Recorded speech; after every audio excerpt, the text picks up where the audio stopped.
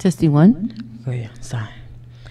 Kole peke ma hu whanga te ngahi talafa tapu wha ongo nā tu meihe whale whama whalalea pe moe atan. Pea kole peke ma whatulo watu e ngahi talafa tapu kotoa pe. Pea omi moha whainga maali e ma ki maua. Ketau kau whataha i e polokalama. Ti o kolope i e hoa e fiafi o e ahoni. Ko e aho whalangi te whukieni, aho whao ti sema o e wawhi wanoa. Pea kulawe i pe o ngō whine mātu ani. Ai polokalama anga maheni na tau wha inasi ai I whalai te kotoa pe ka koe tau ngahi hiva pea nei kau mai a ki nau tolu ko tale niti malai musika ka I tu unga lolotonga o ku lotonga lockdown I fokia California pea kawa toi pea mo ki mau tolu pea o mau curfew me hon fulupo uri ke ni mahengi pea I tu unga ko ia mau inga mau pe ai talangofua ko ia ko ke whaia malava ke o atu ke studio ke o atu tau polokalama o mo wanga maheni aki pe aku ma iheni pe ke o atu pe me tau polokalama pe me tau whata wange pe te tau inasi kotoa pe pe a whawhi loa kia toi pe o ku hoa ngā ue ko ke whiawhini mo vakai mai pe ko kau whata hatu pa mo Sharon Minna ko ia hei kai ke toi whalolo tuku mua ke o atu tau polokalama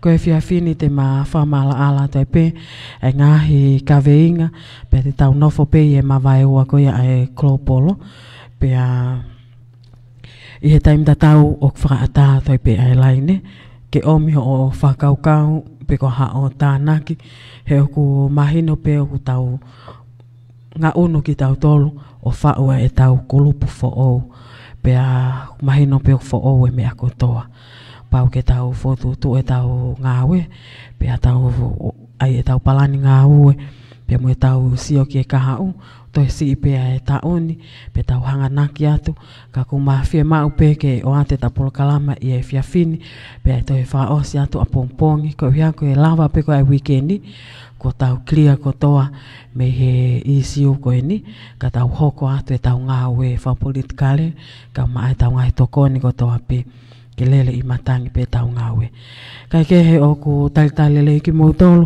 pe mo kātaki pe o shea te tau polokalama pe mo I whamalo lahi au pito ma te ki maua ko hia ko e ngahi whainga maali ko toa pe o mo tuku mai pe aku ma kole pe ki tau ngawe aki pe ngahi lea lelei pe mo lea whamata pule ko hia ko anga ko hia I tau nofo whatonga I whiawhini lo tonga pe e ma whetala no aki o ku kapau ki ai ha o whehui pia ke tā mai pe ko ia te ma malawa pe ke tau tala noa ke tau whetala noa aki ko e whika telefoni ko e ni ma taha noa ni ma valuono hiwa ni ma taha wha e osi pene o ku pin hake I e tau pensi Facebooka pia kapau ko o whetu utaki mai mei Nusila Australia pe ko tonga e whawfo ofa au pito ke ngawe aki mai ai messenger ko ngau ta totongi ki nau tolu ko I Amerika ngawe aki mai ai fika telefoni ke ia ke tau vahe lo ape ke tau inas kotoa ko ni ma taha noa ni ma valuono hiva ni ma taha fa pe mai messenger ko ia ale ti okolope ke tau filongo aki tu pe ke o ata ki I whatokanga ko ni ko ia ko tau filafo ki ko ne pona e lahi ai I kai ke tau fu mau pau pe mai confuse e fetu tak telefoni ko taim pe ko ke tai la mai ai o wate ke toi whanongo ko ki he live I he taim tatau he o kutilei e hua te live ka kuhanga tonu atu e kulea a aku I he telefoni ko ia ko mea ko e whai tala noa mai pe ko he telefoni o wate ke toi whanongo he ko mea ia ko o ku ke confuse ai ko toi pe ko tau mau ki he whiawhini pe a kole pe mua ke tau kamata pe a ki mua koe ke tau kamata to ke ai ha tau ki foi fasi pe a o ate foi hiva koe ni ki a ki mau tolu ko tau pe mo mea mai tau whanofo aki pakahili pe ko ia pe tau kamata lewa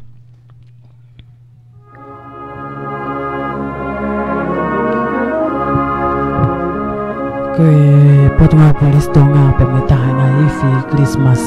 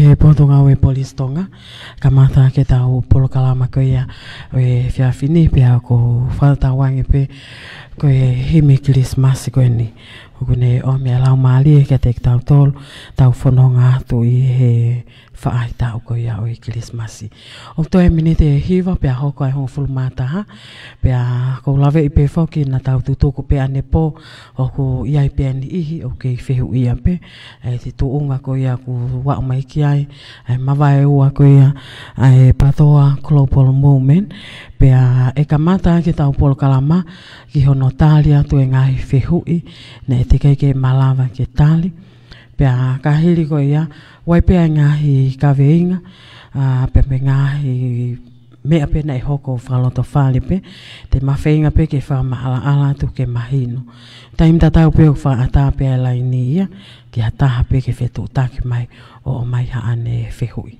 koe ni ma taha noa ni ma waluono hiwa ni ma taha wha mau ka taki pe o hiki ma uloto e tau whika pe a tuku hake I loto e tau pensi pe a tau hoko at me iai kai ke he ko kau whata pe mo Sharon Minna Sharon malo mo e tau pe mo enau pe malo e lava mai ke whaho ke tau polokalama malo apito e mau whainga maali e loto pa ko again ke kole ke hao atu he fiaf ko ni he polokalama ko ni ko he ni foki ke taha ko ne to e whehui hange koe ko pose nau tuku atu waha mo whehui pa ko ata ke utari hono ngai whehui ke hange koe whakalea ka Lotu ko ne ospe koe ai wikeni we're done with this issue next week tau kamata leva ke fotutu leva e tau ngai polokalama pa tau fok leva ke tau talanoa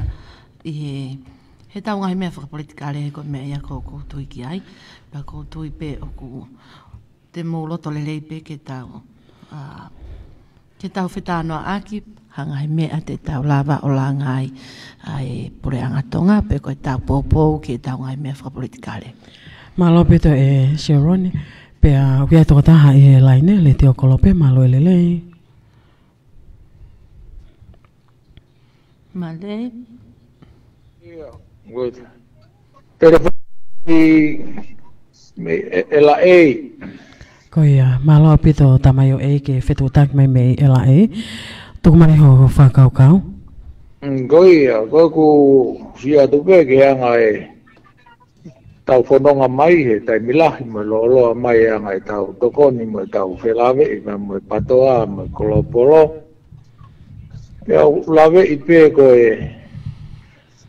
e tau fononga mai foki ko tau mua tau fononga ke tau whakotu hapure anga ke neanga o wheau mai ake anga whie mau a tau vakai koe e tau anga e tau whakaukau ukai ke lelei e pure anga kulotonga whakalere I e pure anga tonga ka koe kusia tu koe ke tau kamakamata mai e tau fononga pea mo e tau patoa kolopolo pe kuna e ai ha tau whakotutu ke tau whakotutu atu whakapure anga e tau ki whakotutu o whai pe ikai koe anga pe ku ki whehu iatu pea ikai ke ngata ki ai ko whakafofu atu ka pau koe tau whainga ke tau pure anga o totonu ke aha tau whakotutu whakapure anga ko ngā ka pau e aha te tau hoko o pure anga ko ots whakotutu atu haki whakotutu he kai ke tata whakupo hange koe mea koe nai hoko koe he I riu koe uawhi ongo fulu nai whai e tau whaa wāre holo kai toki lava ke whakotu o pure anga.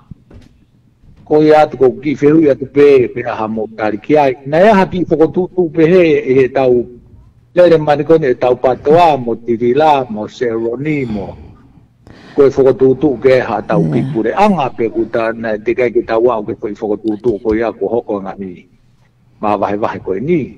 Ko ki wheru I atu pē ki ai ko hinga ke ua na hoko mavahe ku tau ke tai mau pe mo I kai ke aha whakotutu ko kuanga pe kula va te ka pa na tau whakotutu ko tu e malohi ang e tau tu ko ni ka pa na hani na na to nga ia me whakapaanga pe ai ni ni na to nga e me whakapolikare pe hanga ko na ko moanga o whakotutu ke anga se roni o puke tau me whakalanga whakatokon ki he masiwa ka koanga ku lave atu pena ia hatau ki fokotutu ke fokotutu e tau pureanga fo ogon na amanaki ke tau huak e wafe wata o ki fe hui atu pe ki ai ke tuku lata ke tau lava ki ai malo au pito ko fa malo ho fekau'aki ki he polokalama ko he poni pa ku ke omai pe ai foi fe hui that was what I was ready ke tau kamata aki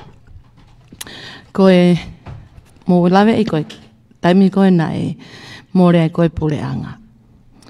Koe alternative koe ai oi toko ni koe klopolo.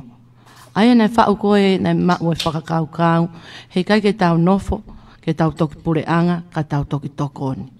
Pa nei whau lewa ai whakakaukau o kamata koe ni ihelanga aia koe nau toka ngai.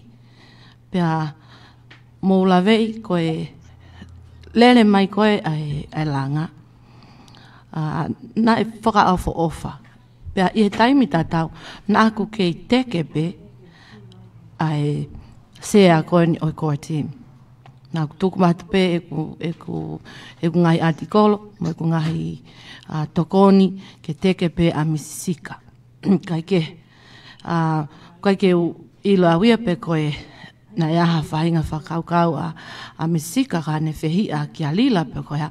Ka nai tuu pe whakaukau na usa ia ia misika. Ka taim koe nai lere ai koe e tau langa.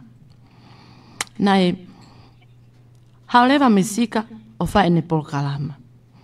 O ne hanga ia tā palasia o pehe lere ai ngā ue koe pehe koe vouti.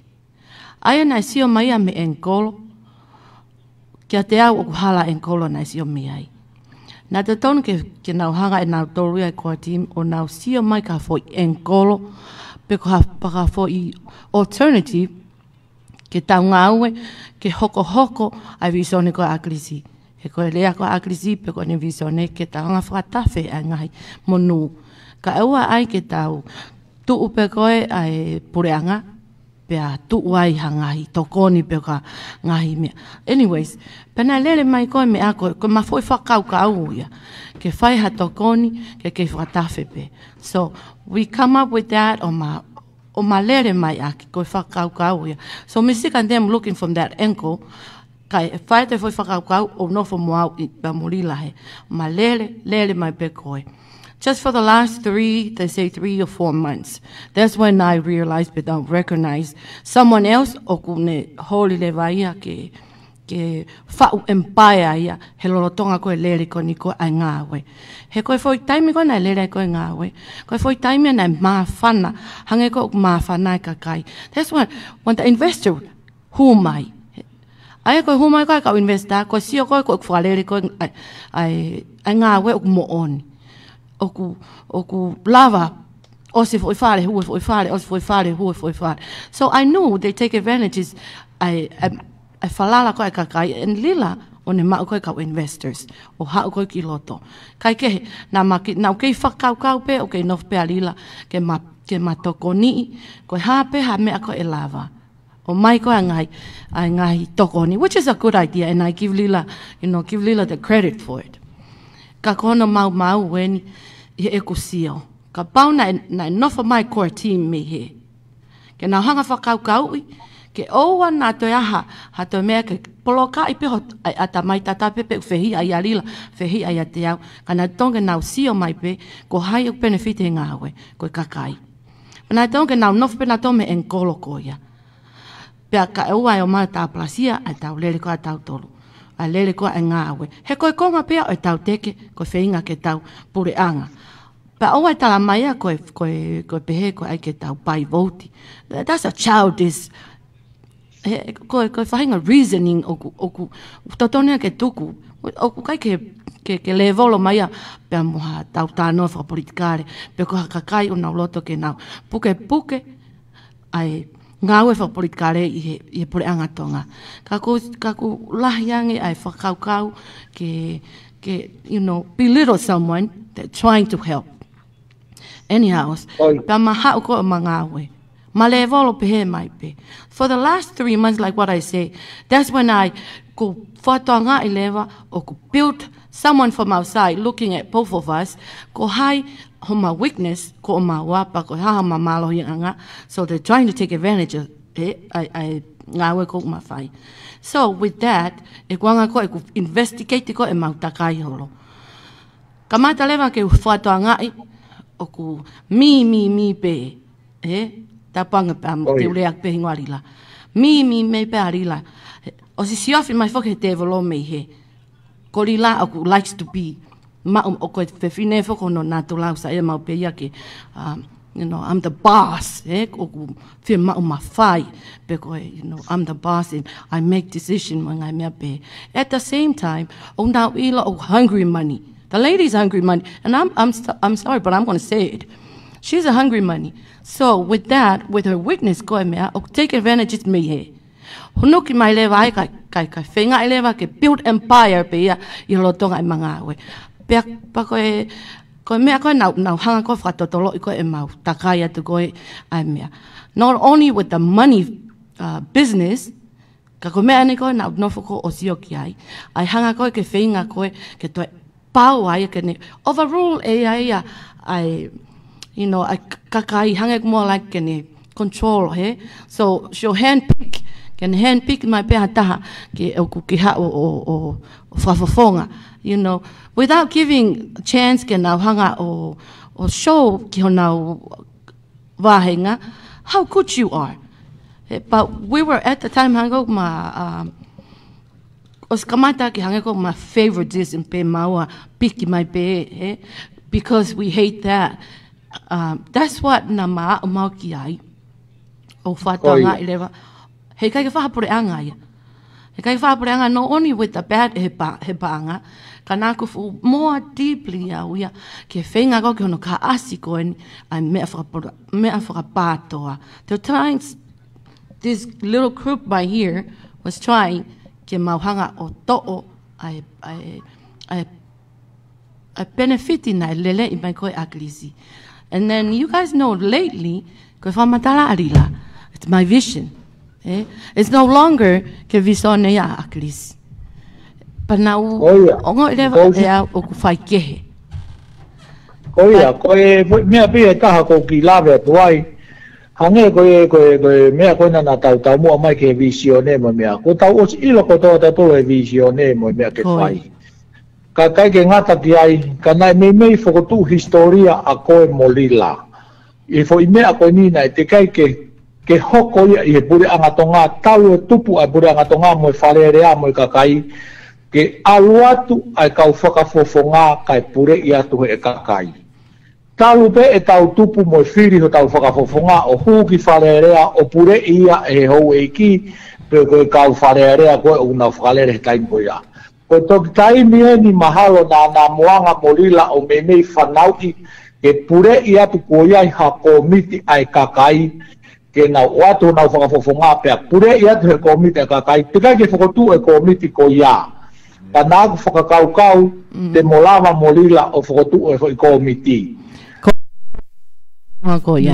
na e lawe mai a Shaoshi ke na uanga e nautolu o Filipe ki nautolu koe hoko koe komiti pure ka koe whakataini pe ko uhinga na te kiai ke ai ha komiti ai kakai ke na uanga o whai atu hono whakalere kakai. Ka na moanga morila o mei whakahoko, ka ko hoko fo I paloparema ko ni ukai ke lava fo I komiti o whakahoko ka ko whakatauange te ke lava mo ni ihi koe ni o ku tau pou ke whakahoko te whakotu e fofua komiti pure. Rangai e ku ki tokoni atu koe ki ai mahalo nau ki lawe pe ka lila ki ai ki mua ka nai kai ki aha fu listen ma lila koe ngā koe toko tahau I o koe ke u. Ka kou ilo I o kutotonu ke whakotutu o kuai komiti pure whakahoko he kakai ka pau ko koe te ke tataki koe kau ofisa kolo mo kau pure whakavahe mo kau pure o ngā shapta e ngai wheitu u koe komiti pure totonu ia e kakai totonu ke nau whakalere a tau pure anga who'ou o tau unu atu ki ai koe anga pe ki lawe tu ki ai ka moutuk whakalahi mai mo koe whahinga whaunga e nau whia mau e au.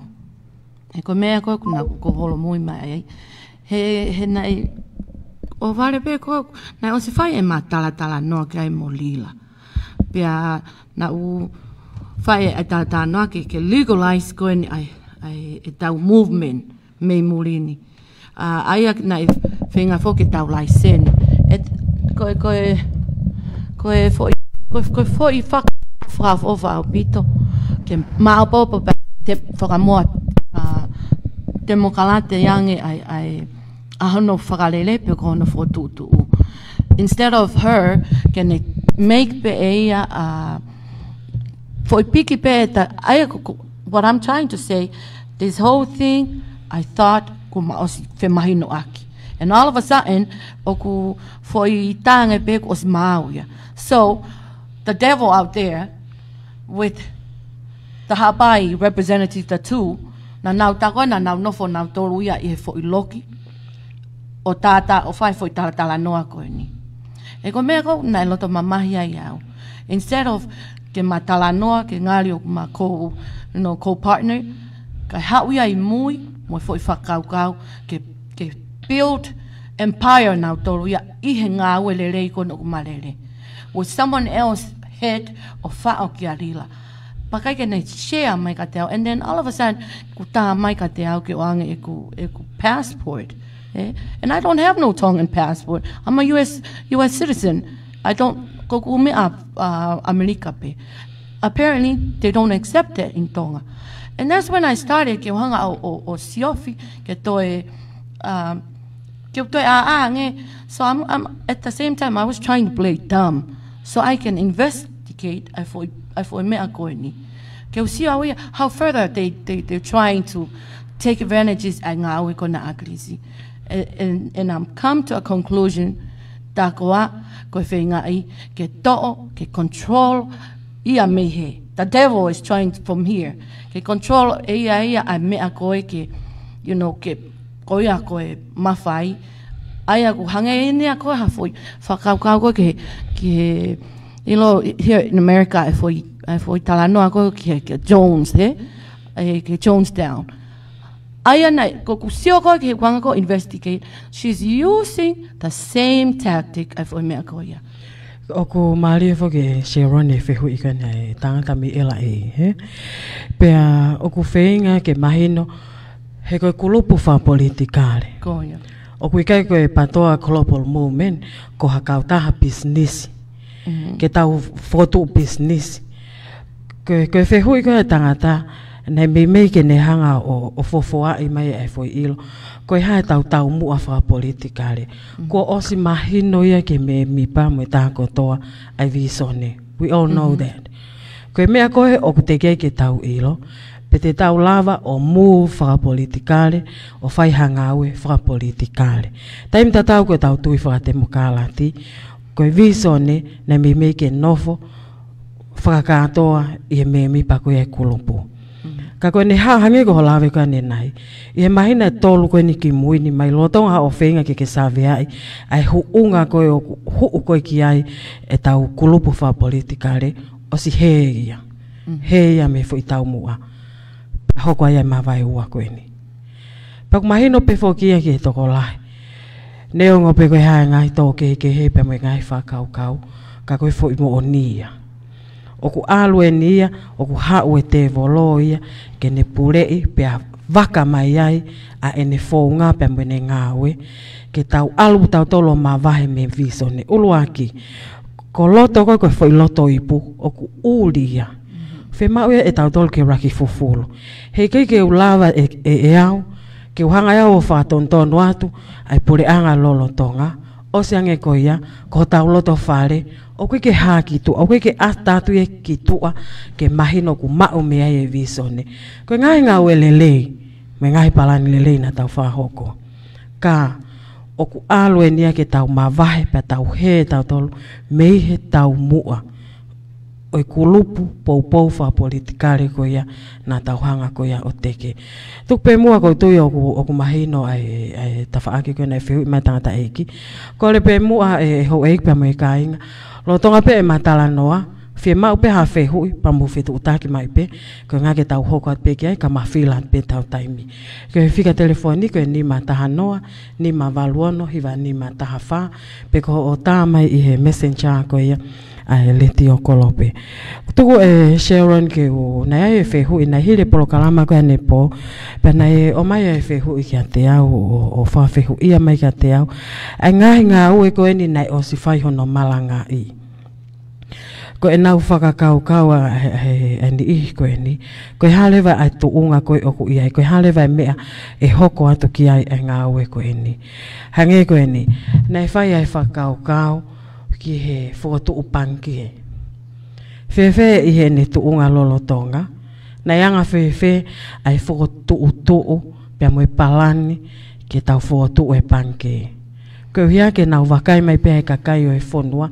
was mahino pe a hile polokalama ne po siva amanaki ka pau ko siva amanaki ai si ka ngowe o kulau ngeau mo la wafe ai nau kiseniti fefe ai foto pange ko tau talano pe foto pange tau talano pe tau he kilo pe mo miliona ke ki fatalano mai na yanga fefe ai palani pe mo foto ngawe ko nga e mau e tau fua ke ka hau e mea ko he hoko he lolo tongani malo apito Lotu pa ko ilo oku feho ia pa ko at the same time ok mock tap dolo me fa ita pa wai pe mo oni ai kakai ko no now oku now mock because they're not ke all of a sudden pe ko fai tala no panke mo me but anyway ko whakauri ni ko matu someone is giving that thought to Lila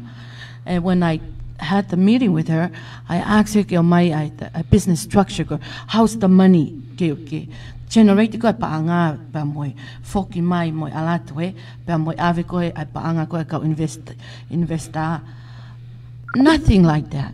Kake aha whainga details ia ke omai ka te au. Ai ko foi whakau'aki ia, it was just her and the devil from Tonga. Ana nau novo pe ia foi whakau'aki ki hanga ko investigate ko aku.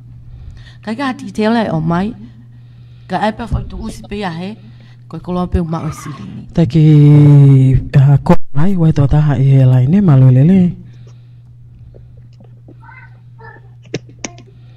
Le te o kolope malo lelei. Malei.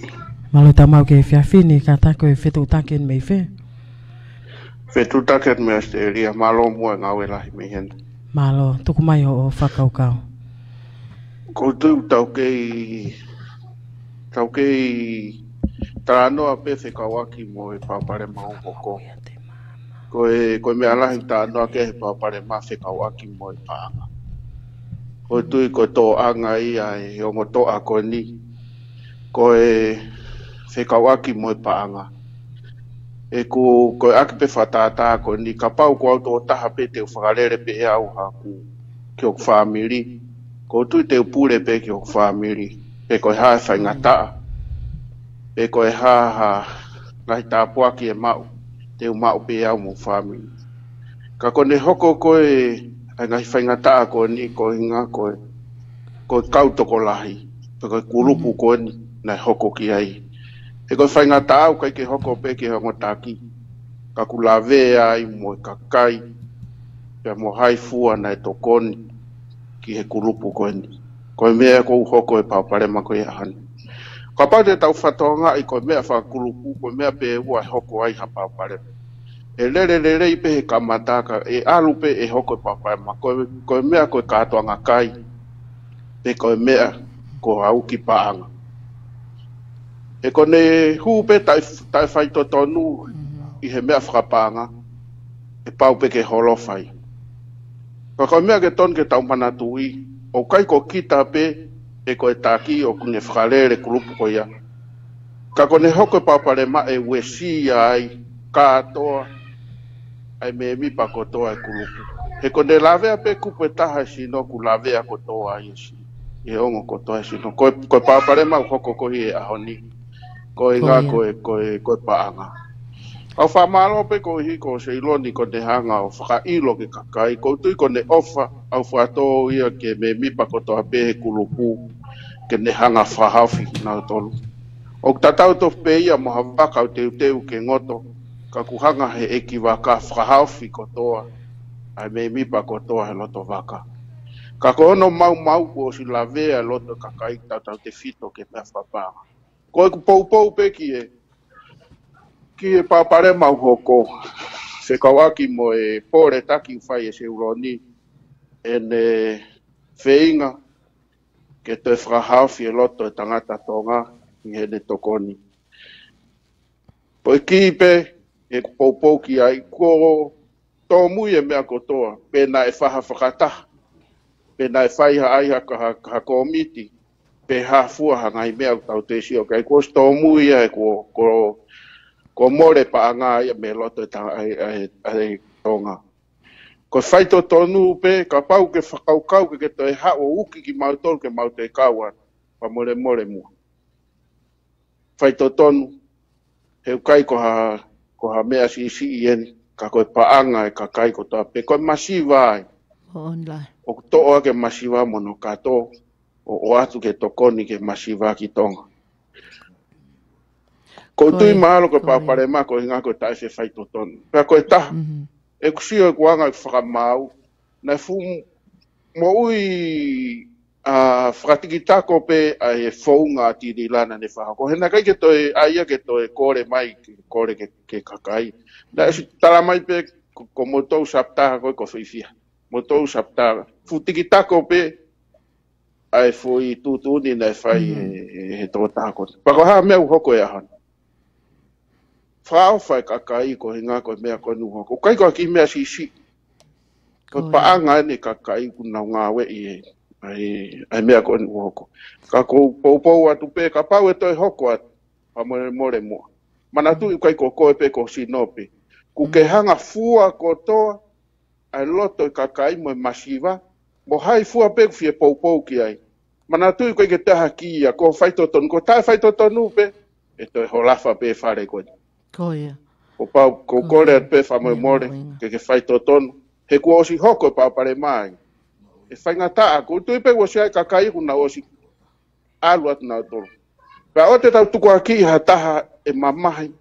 Pe rea kovi mai. Pe alu. Ko hinga he mamahi ko hinga ko ne ki. Tola na e tahanaki mai ki he repa ko hini. O te tau hanga tuku aki. Tau tari pe. Pe ko hape mea u hoko ai. Ka koe kipe ki ai ke whaito tonu, pea ofa he mooni he masiva, koe tuko ki poupou pe o whai atu he whiawhini. Whamalo te ngā kulawa, koe whamaimoa pe ka pau kaharea koe ke tāu mo whiunga, o ia pe malo. Malo pito e si whetu take mai me Australia. Ka ko mooni pito e Sharon Minna tō taha koe ni. Taki lewa e ko whakaukau ke ko whehu i koe ke tatala noa ke panke koe nei amanaki koe ke whotu. E whehu i e tō taha koe ni, ka pau te tau toi hoko atu. Ke oua e toi whakatiki tato, ke tohu mai pe koe, ke pehe mo pehe. Oku ohake ku whakaukau. Oku hange pe e tau ki whalukunga kakai koe ni hapotu ngā au e pe ko hapotsi asi. Mahalo e sai ke whengai. Koe uraki mea koe stepu koe ke tau, ki mua pia whai e tau ngāwe, ke whakalao. Whengai ke whakalao e mea kotoa. He ka paulewa te koha investa au, pia uat pa ke kai seniti. O kwa e wheitu ke alo whahaki ai hoku mamahi pa whakatonton whakalao pia ata pia malawa solo vai palparema. He koe mea kou hoko koe he taimini. Kei kia ha mea whakalao, koe he tau talanoa ngutu pe mo tau whiwhalala aki. Pia ku wini pe wini, kai lose pe lose, pia koe mea hia kou whakaofa. Koe hange kou whakalawlawe atu pe tau ngai. Whihui mai koe ki mua. Koe whakaukau whoki peke koe giving ki tonga. Ai nau ai koe nai whai koe ai langa. Pea koe whai koe ai hangi koe whihui koe ai tangata nai.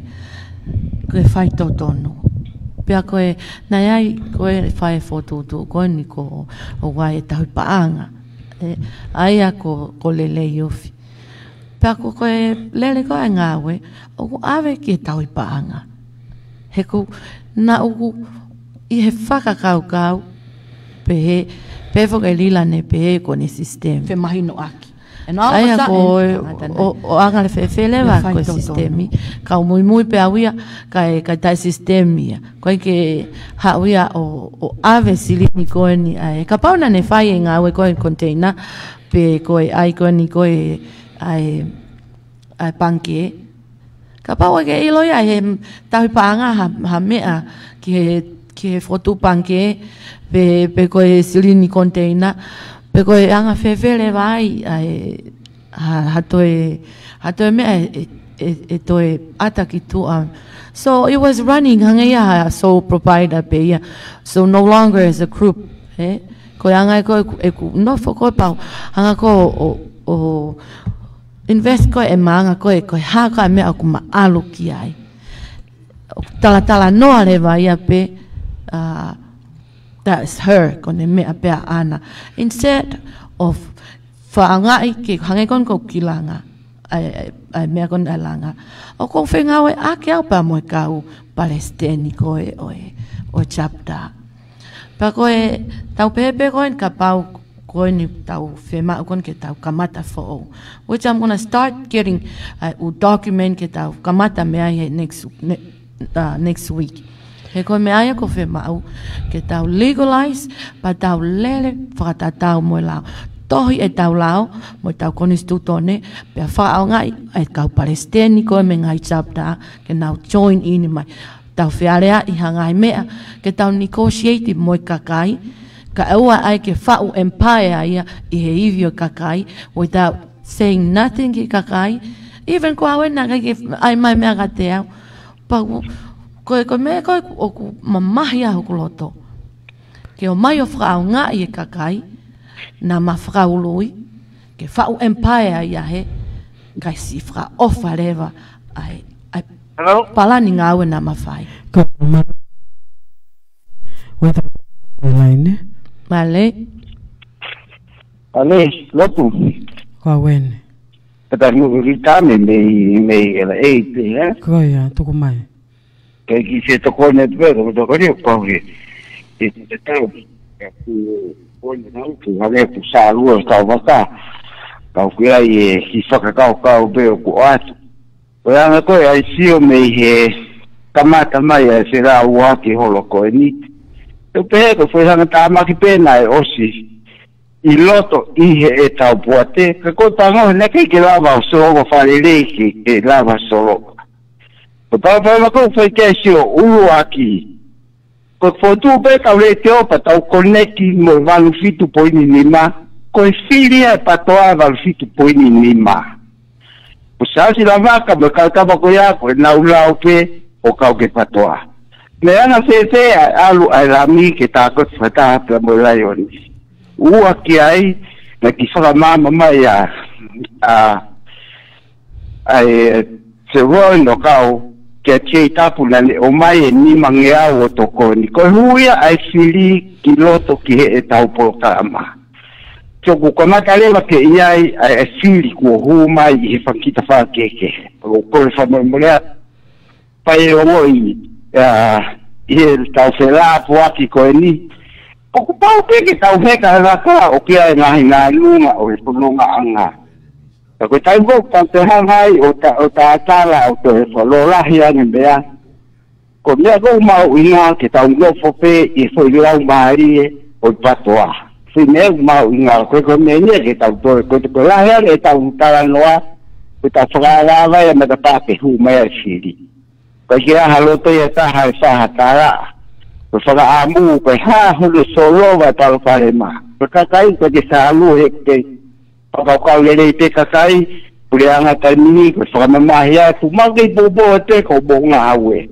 ko ha ndia ko ke bo ke he solo wa ko ko solo wa ara ai ko ta hona whaka wanga ka ta ke hu mai ai diri ki tua kakai ko ko lunga ta no mai ko kakai ia me ta fa ke ta ko ta ala tendia I loto ia ki tau tōgu pa moe ngoi o ke ka kai to la ma lo pe ko pese te ni man lo ki o lunga na ulongo mo na uloto i lo lelei e a uia ko u kontena me sai no ke se ngai ke fakatau fai e polokalama ke si to ko fakafo ke silini o ha ko tautai o kai e silini kontena ki tare ka kai ko fu kontena no ke yerite ko me fai e popo atu ko le famo mo le atu ko ha fo ko e la solo vai da fai de ri ta ha he ku ke no pe ka kai pe ja mauleo pa ku pe ba fa na ke fai ha ta le no atu si to ko nya tu pe o ku pau pe ke ya ya ala na vakai fo lo anga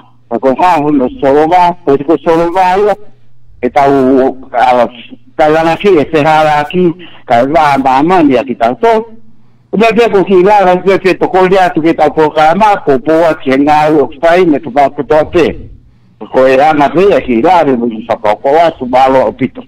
Ko ia malo opito. Hange ko lau ko e kau palangi. O sai tau enemy ku ha o mei mua.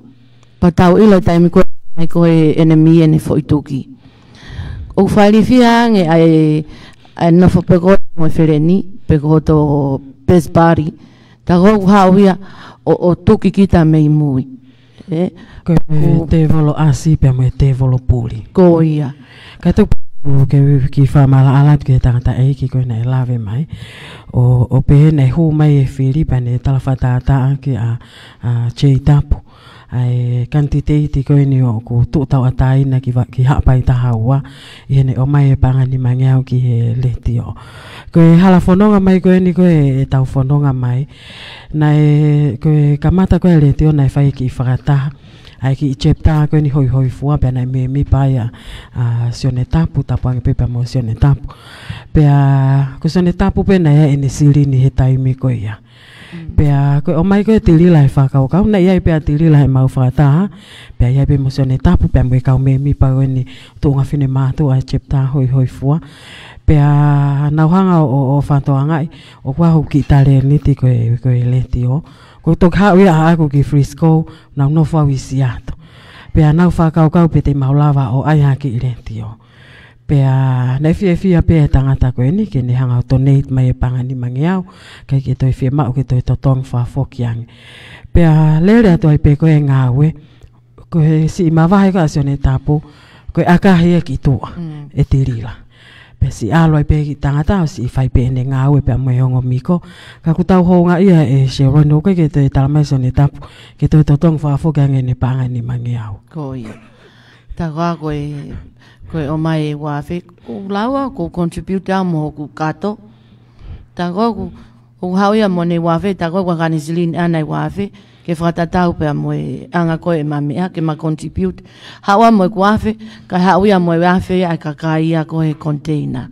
ko ai ke fa mata ko ta ta e ki ne pe ko container e ni oku ke tu ka hanga clarify for me ko ya ko investa silini ko investa na osi to tongi osi ai famore ke to tongi ai ngowe i tonga pana to tongi mai o mai ki hen ko silini na ave kon he ka investa ki atilila pana to tonu ke ua peto ya ha palo pare mai en pana sei ak petilila one pe os and here pamo au en au ai atu foki he ko fakau ka foko ni ko mo oni ni fa matala o vale ko he toki fai mai ko fe tu tak mai ka te au ta ko mai silina investa ya ka tilila ndan to tonge to ka ngowe tonga pa to tongi pe amo shipping mai ko mea hala tonga pe more ta container ani ko na pull up ko e helu tu po helu ko mo ona tu po helu ko container ta to pa ko pe ke to e mau ka he ko osi clear pe ka tilila from the beginning you cannot go wrong with me e me ko paanga na was tala hanga tonu pe ea na matala no hanga tonu e tennis he farekai e taimi ko na ma ai ko ai tala mai ko ni me tonga ke kore an ke tokoni ke wange enau seneti pa na pulu le varila matala no pa tala no hanga tonu ki ai lila fe ai silin ai ka ngowe pa kone tala mai kai koe kaha palokalama ia. Toki tā mai lewa koe kau investa, osi omai enau, wa mano ni mavahe, ai aku pichi ini ha foi toko ua pe foi toko tolu. Pa wai ngai container ia ko foi toko ua pe. Osi ave nau selini anau tolu ia ki alila. Pa nai totonu ke lava lelei pe omai aki. Totonge ka ngawe omai pe amoi container. Ka ko fe lewa taimin. Ke mo si omai ki ai kakai. O kai ka ku hawa ko pe ka ku ta palasia ta. I'm giving you guys the fact. The fact, that's all I'm saying. Not to hate her, nothing else. Kako tu para te talatu hei kai pe ke to loya ke to talatu ke fufu ia to me. Mo e ke mai mo to hafa nga fe upe. Te talatu pe a me ako o koko tata pe pe ta plasia pe kai. Te ure ato pe au ia talatu moni. Koia, oko malo e Sharon ho tuku mai ta fekau'aki koia. Hange koe lave koe motua. Koe u otu container nia oku ke ihepe. Sai, koe tau vakai koe ki mua, ngai container koe nei hao koe ki mua, tau ilo ko toape, nei paisi i apsias mamo ngai San Jose, arato e kakai o whakatau me iai, pia nei malawa pio tiliva ke ngahi api, pia tok tānaki, pia i hene hao mai koe ki muini mai, o tala mai koe container ke toi pe, e whimau ke tuku ia ke lului, oku ki whiwhiri au. Hena omai ngai container koe ki mua nei vave ne osi mo tāna ke seniti I hono tiliva. Ne tiliva o au ki siato, hau ki Portleni, alu mei ki lelei pe alu ki soleiki. Ne si mao e paangalahi pe nei osi mai ngai container. Koe palokalama ia koe ni, o koe koha palokalama ia nei toki hoko he container koe ki mui ni. Koe ngahi koe ni, o kumahina ia e ua pe tolu e ki mua, o ku kei palokalama pe o hau mai ke taimini. Ka koe mea koe ke iloange, na e osi iai fo I paanga ngā ue ia. Na e osi iai e fo I paanga ngā ue. Na e ston ke klia tonga ia, klia pea moe totongi wheleti, pea ko toki whai e whakatau, ko osi iai fo I paanga ngā ue ke tok tāpune senit e investa. I he waha ape o e investa, unof Australia pe Usila pe Amerika, pea moe patoa kolopolo, heke ke lokafu palokalama ia. Koe uhinga e viviri koe ni e tau mai e kakai koe ni. Koe uhinga he koe si kakai e ni ia, o ko masiva ia, o te gai peke ha uange ia.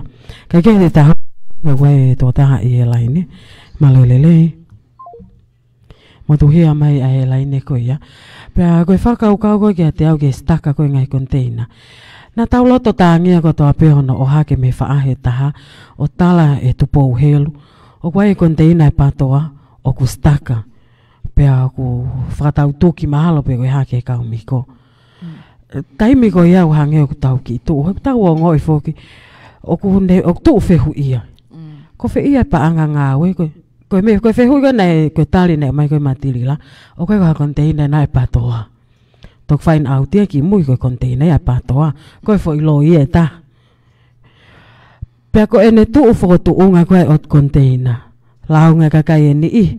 Na e lahe nau whakatau pe I he price to tonu na e oange aki koe panga te au fitu noa o noa ka na e lahe mea na e uri uri.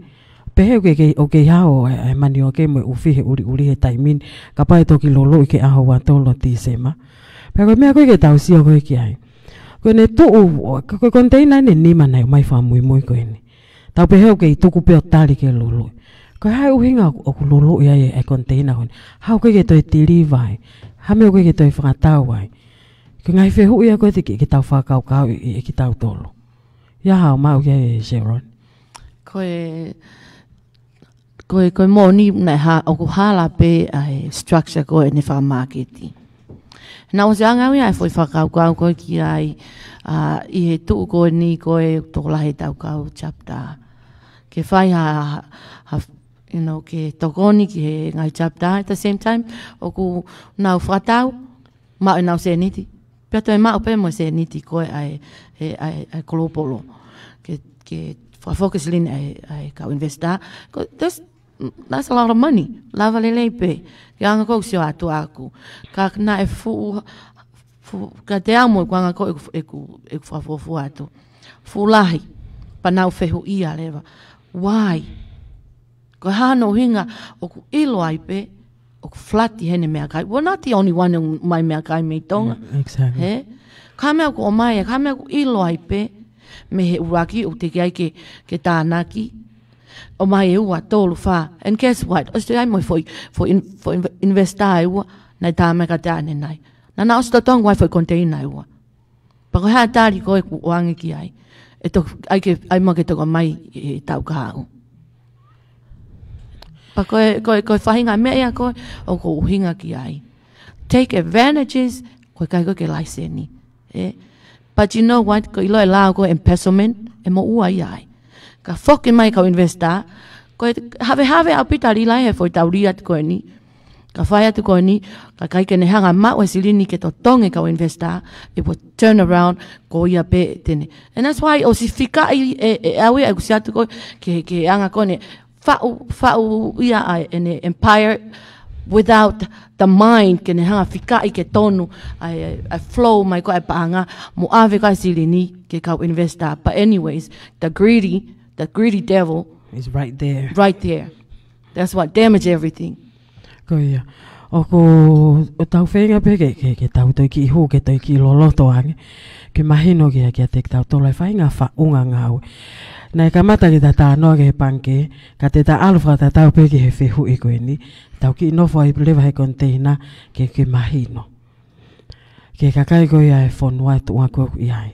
Koe lulu koe ni koe o ku talaki mai. O whatau mua ke tāna ke paanga e ni makilu, Amerika. Koe paanga ni makilu koe ia, ko hono whakalea mai, ke mo mai o whakatau e tikite, ke si totongi ai fo i mea kai e masiva. Kai ke fo i toko naki koe nei masiva, ka pau te u whafuafua koe mo ua koe ki tonga, mahalo pena i e laine ua mano tolu mano, heke ke au mahalo taha kilu. Koe mei koe paanga lahi taha koe ku mole koe heni, koe paanga koe kau investa. Na nau put in koe ke vilohi, ke whai ake ngā ue koe ai klopolo. Mole ko toa ia. Koe kau ki lawe he mea koe ia. E ku taiwhia maari e koe ki hono malangai ai visone. Ke mau ai koe ai benefiti a koe ke benefiti pe te volo ia. Ke mahanga o atu ai whakaukau whakapolitikare a treki aki ke whai e la ngā he o a treki aki ai whalala e kakai pia kai ke mau nofo pe ke he la ngā. Kai toi whau empire koe a te volomi he. Pea shifi mai haue ai container, haue ai panke. For too many, kau koe ke lava, ke lava ke detail ai ngā ue ke whakamaapo opo. He koe ngā ue toko lahi, pa nai to tonu ke maapo opo. Ko mea nau eke, kana ne distance pe au, pa ne exclude pe au, he ngai mea kon oku whai. And then that's when I, started to say, oh gosh, what's going on here? And with her, you're saying I'm stupid. Okay, I'm stupid enough. I investigate you really well with the devil. And who come up with the brain to put into your head? Koia. And then, kau toki tala noa pe, i ku foi, mea koe ni. Pa mau alo atu koe ni koe ke whai mau whakataha. Remember, I already see the way they think of me. And I act dumb. Kau pe, okay. Let's take it to see how well you play my head. Pa mau alu ko ya, and I took my video or my phone and I started to record. When the devil talk from tongue, I record. Ko hanga tuku mai ke ma ke mantu I have a daughter that's in law. Oku ngawe whakalao. Pa ko mea koe ku kamata koe ke usio koe ki ai. Hau ko vale ane nai, whai mai whetu utaki ka ai fu empeso koni ko tupo. Ai ke hu mai, ke sio ko wai upaloparema pamo lila. Sorry, no one's gonna come to my head. Ko whakau, ke kakai ke mo nofo ke tau whai tonu, don't even come close to me. You're not gonna buy me. I'm just gonna straight up with everybody. You think I will bow down? Ke mo mai ke pai hoku ata mai. Sharon is not an easy person to target. Let me clear that tonight. I am not an easy target, and Tuiwata knew it. That's why he didn't come directly to me. Everything was done on my head.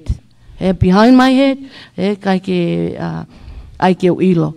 Pako talatu, o kai pe ke tuha ai pangeia.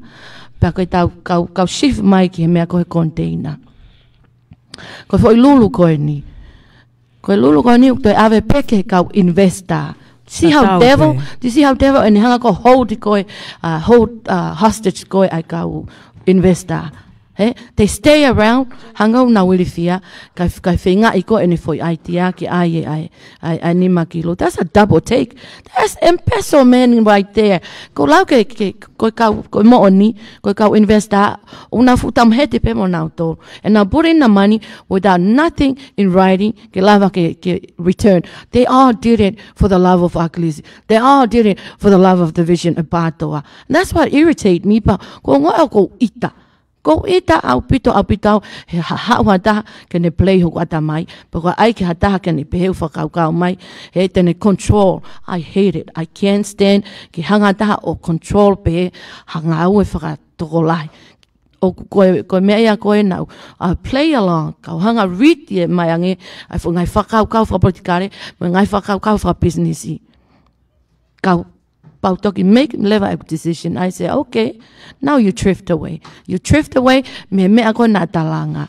So I'm going to put my foot down and I'm going to explain everything. Ke hanga o atu ka te motor ka inga ai uhinga. He ko uhinga lahi pe e ko ai koe ni. Koe fo i tolu miliona koe ni na e teu ke tamatea ke tau kau followers. Ko talawe ia ke panke, Yes. Ko te ke foto panke, ko foi mahu inga ko 3 miliona. Yeah, right? 3 miliona. Ki whai ke maiangi anga o mautana ki ai 3 miliona pa maianga ende. Ai flow e foi cash ko ia pa me panke. Koe kai ke like what I said, na exclude pe foke au ia. The devil is only the devil and and a dumb head did this. Hey, I live for ya i pe koe mea. Exclude pe. Ai koe omai ai koe pehe koe whakaukau koe toluafe. Koe toluafe per share. Ai koe 3 miliona koe tō tahafe. Koia. Tō tahafe ke taki toluafe. Because you're okay greedy. First of all, na pehe koe share pe whangia. And then ai foi hongo fulu he tō tā. Pa mosio, if you guys track it back, nane ai foi grupo. O si maa wai foi whangia. Toe so ke greedy ko ai mea ko ke greedy. Fie mari. Ke te whemau ki whakala. Yeah. Te ai mo foi grupo, he, te ai ai ana tāketi pe koe ke hite 3 miliona and then ma meetingi piane tā mai ka te koe ave pe ai foi ni makilo. Pau ke ko fe ai structure ke ta si o ke mai ke o si o ange ke tama e mai mea tu iwata. Pa ko me na no foko o whakaukaui pe ko fe ia taimi koe o mai ai ke o si ange he koe ke tau we'll live here in America. Everybody here can figure out, I whainga mea koe ni. So it was hidden for me. Kai peke ha mea ke open mai ke. Like hange koe koe mea ke ilo. Ka pau koe ke ilo lelei ufi. Koe tō tahai ana na koe ia koe tahui paanga. Kai ke ilo lelei ufi, kai ke ilo e au. Hala ke omai a mea koe ke fola. Ke hange koe kono whalere koe ni oilanga. Pa koe mea ko flank pe ai ko hori koe ke whai pe koe ko ene ngā aue. Pe koe ia pe ia. So no longer as a group work, ke no longer ke benefiti ha toi taha other than just her. Ke mea koe ke mahino ke kakai koe o e whonua. Na it wasn't whakamama hange koe ne whawhatala noa, but it was totally brainwashed. Brainwash? Pea o ku mahino pe he nei whakotuunga nei o spile apu pe ngai project ki nei nopsi whakataha mai pe ai whakotuupange credit union ke ngai whalikolon society ke whatau container pe mai hafua ke smart move koe mea koe kai haa whakapoto. That's the con artist koe urunganga ko an artist eku sia ko ke hori ke fly mai the hardball mo fastball I so however many plan Kene tuku mai ke pai ake ata mai kakai, that's the more money they should take. Yeah. Pea koe taimi koe nei omi koe whi whakau koe ke share koe whi panke. Koe toko taha afe, taki tolu afe, ke mau e whi paanga tolu miliona Amerika. Sai. Whakau lewa ke ave vahe whi ni makilu, ke avea ki tonga ka tui wata ke whai is it bank? Pe koe ave ke ayaka project ke. Ai koe ke ayaki koe, aya koe whi whakau oku try to ke manipulate pe ko hono ai la ko atonga mantu ko la atonga ai oku he kai ke lava to foto banki, so they were twisted ia ke whakalere aki those little retail store, which is like what I say koe whakakau, it was a good whakakau whakafo ofa whakakau ka koe whaunga oku hala. Pea mono structure koe pe kono put into action o hala au pito mamao au pito mamaha e iloia kono whakalere mea koia. He enau question pa ko mena ki mui pe ka, here I am trying to, okay, I'll play you. So you think you're gonna play me like that? Okay, then I'll play you. I'm not dumb. You think your husband talk about because that's what the husband manadui kono mariko uri. I come to find out ko ngai mea ko ni ko foto tu hono mari. Ai ngai mea ko ni. Most like what I say, iloi foi tano ko ni ko Jones, It was all exactly like that. If you guys go back ke moanga o siofe foi historia ko ya. Manadui ko that was the thought. That's how I figured out. Ko sio ke fikai ko na anga ko lili mai ko mea, it was that. Omai ni ko ke ni control pe ai ko ne ita pe ko just like Jones ko ne ita pe ko o ko to omai ai me ai o ta I pe ko tuli pa o pe ko ke pota fo ko whaonga I mai whokia me te volo I tonga, o no ai tare niti koe orila. Ko whiwhine upoto I whamatala pa ko, she's good. And that's what I like about her. E ma ngā we. She explained things clearly. Ko au kai ke upota hono, detail ko ai whamatala, ko ni ke o atu koe ngai mea whakapolitikare. Because you are not con artist. Well, I'm sorry. Oku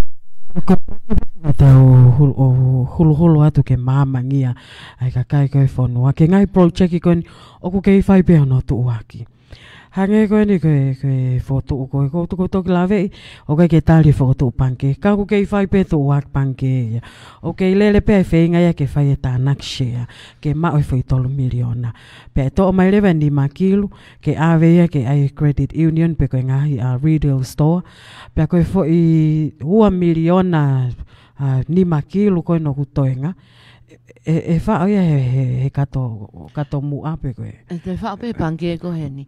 Kai ke katau hanga pe hange koe koe whikai koe ni koe ai kau share, But if you guys sit back and then ke mohanga toi ke tau toi ki titeo lange, ka pau koe for share e tahawhi. Ke tau hanga ti vai te hange, pe wanga whewhea hano whawhoki mai a ngai the profit ke share ke divided amongst the 1,000 shares, E ko te sio koe kai ke whoko koe mea koe kau share koe ni me ko share pe toko uka toko tolu, Unless somebody hange koe ai kune take advantages tai o te volo.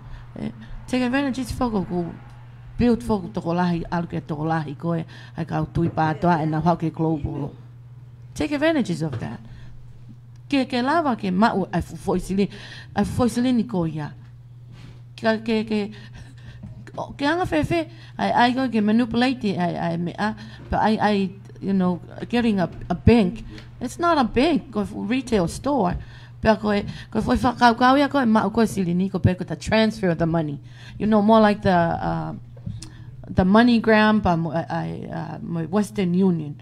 Ko foi tāke tia ko Western Union, tene hanga ko o transfer ko e panga, ko mana tui ko transfer ko panga it costs a lot of money ma wasilini ai na whenga lewa ke divide ko ke ai u retail store pe tau no fa lewa tau tori molini tau pe hapai wawa he ke ua toi ke hanga tonu pe ia ki mango or you know those little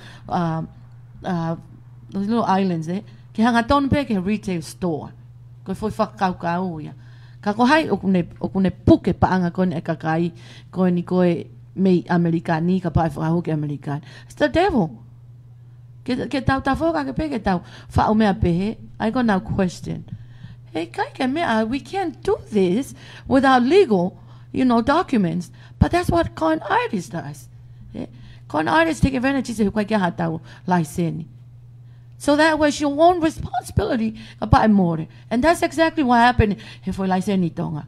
Their name is not in there. The two devils' name is not in for Laiseni Koya. You know why? So that way ke ona no pete na if he nawa itonga, but what if he American.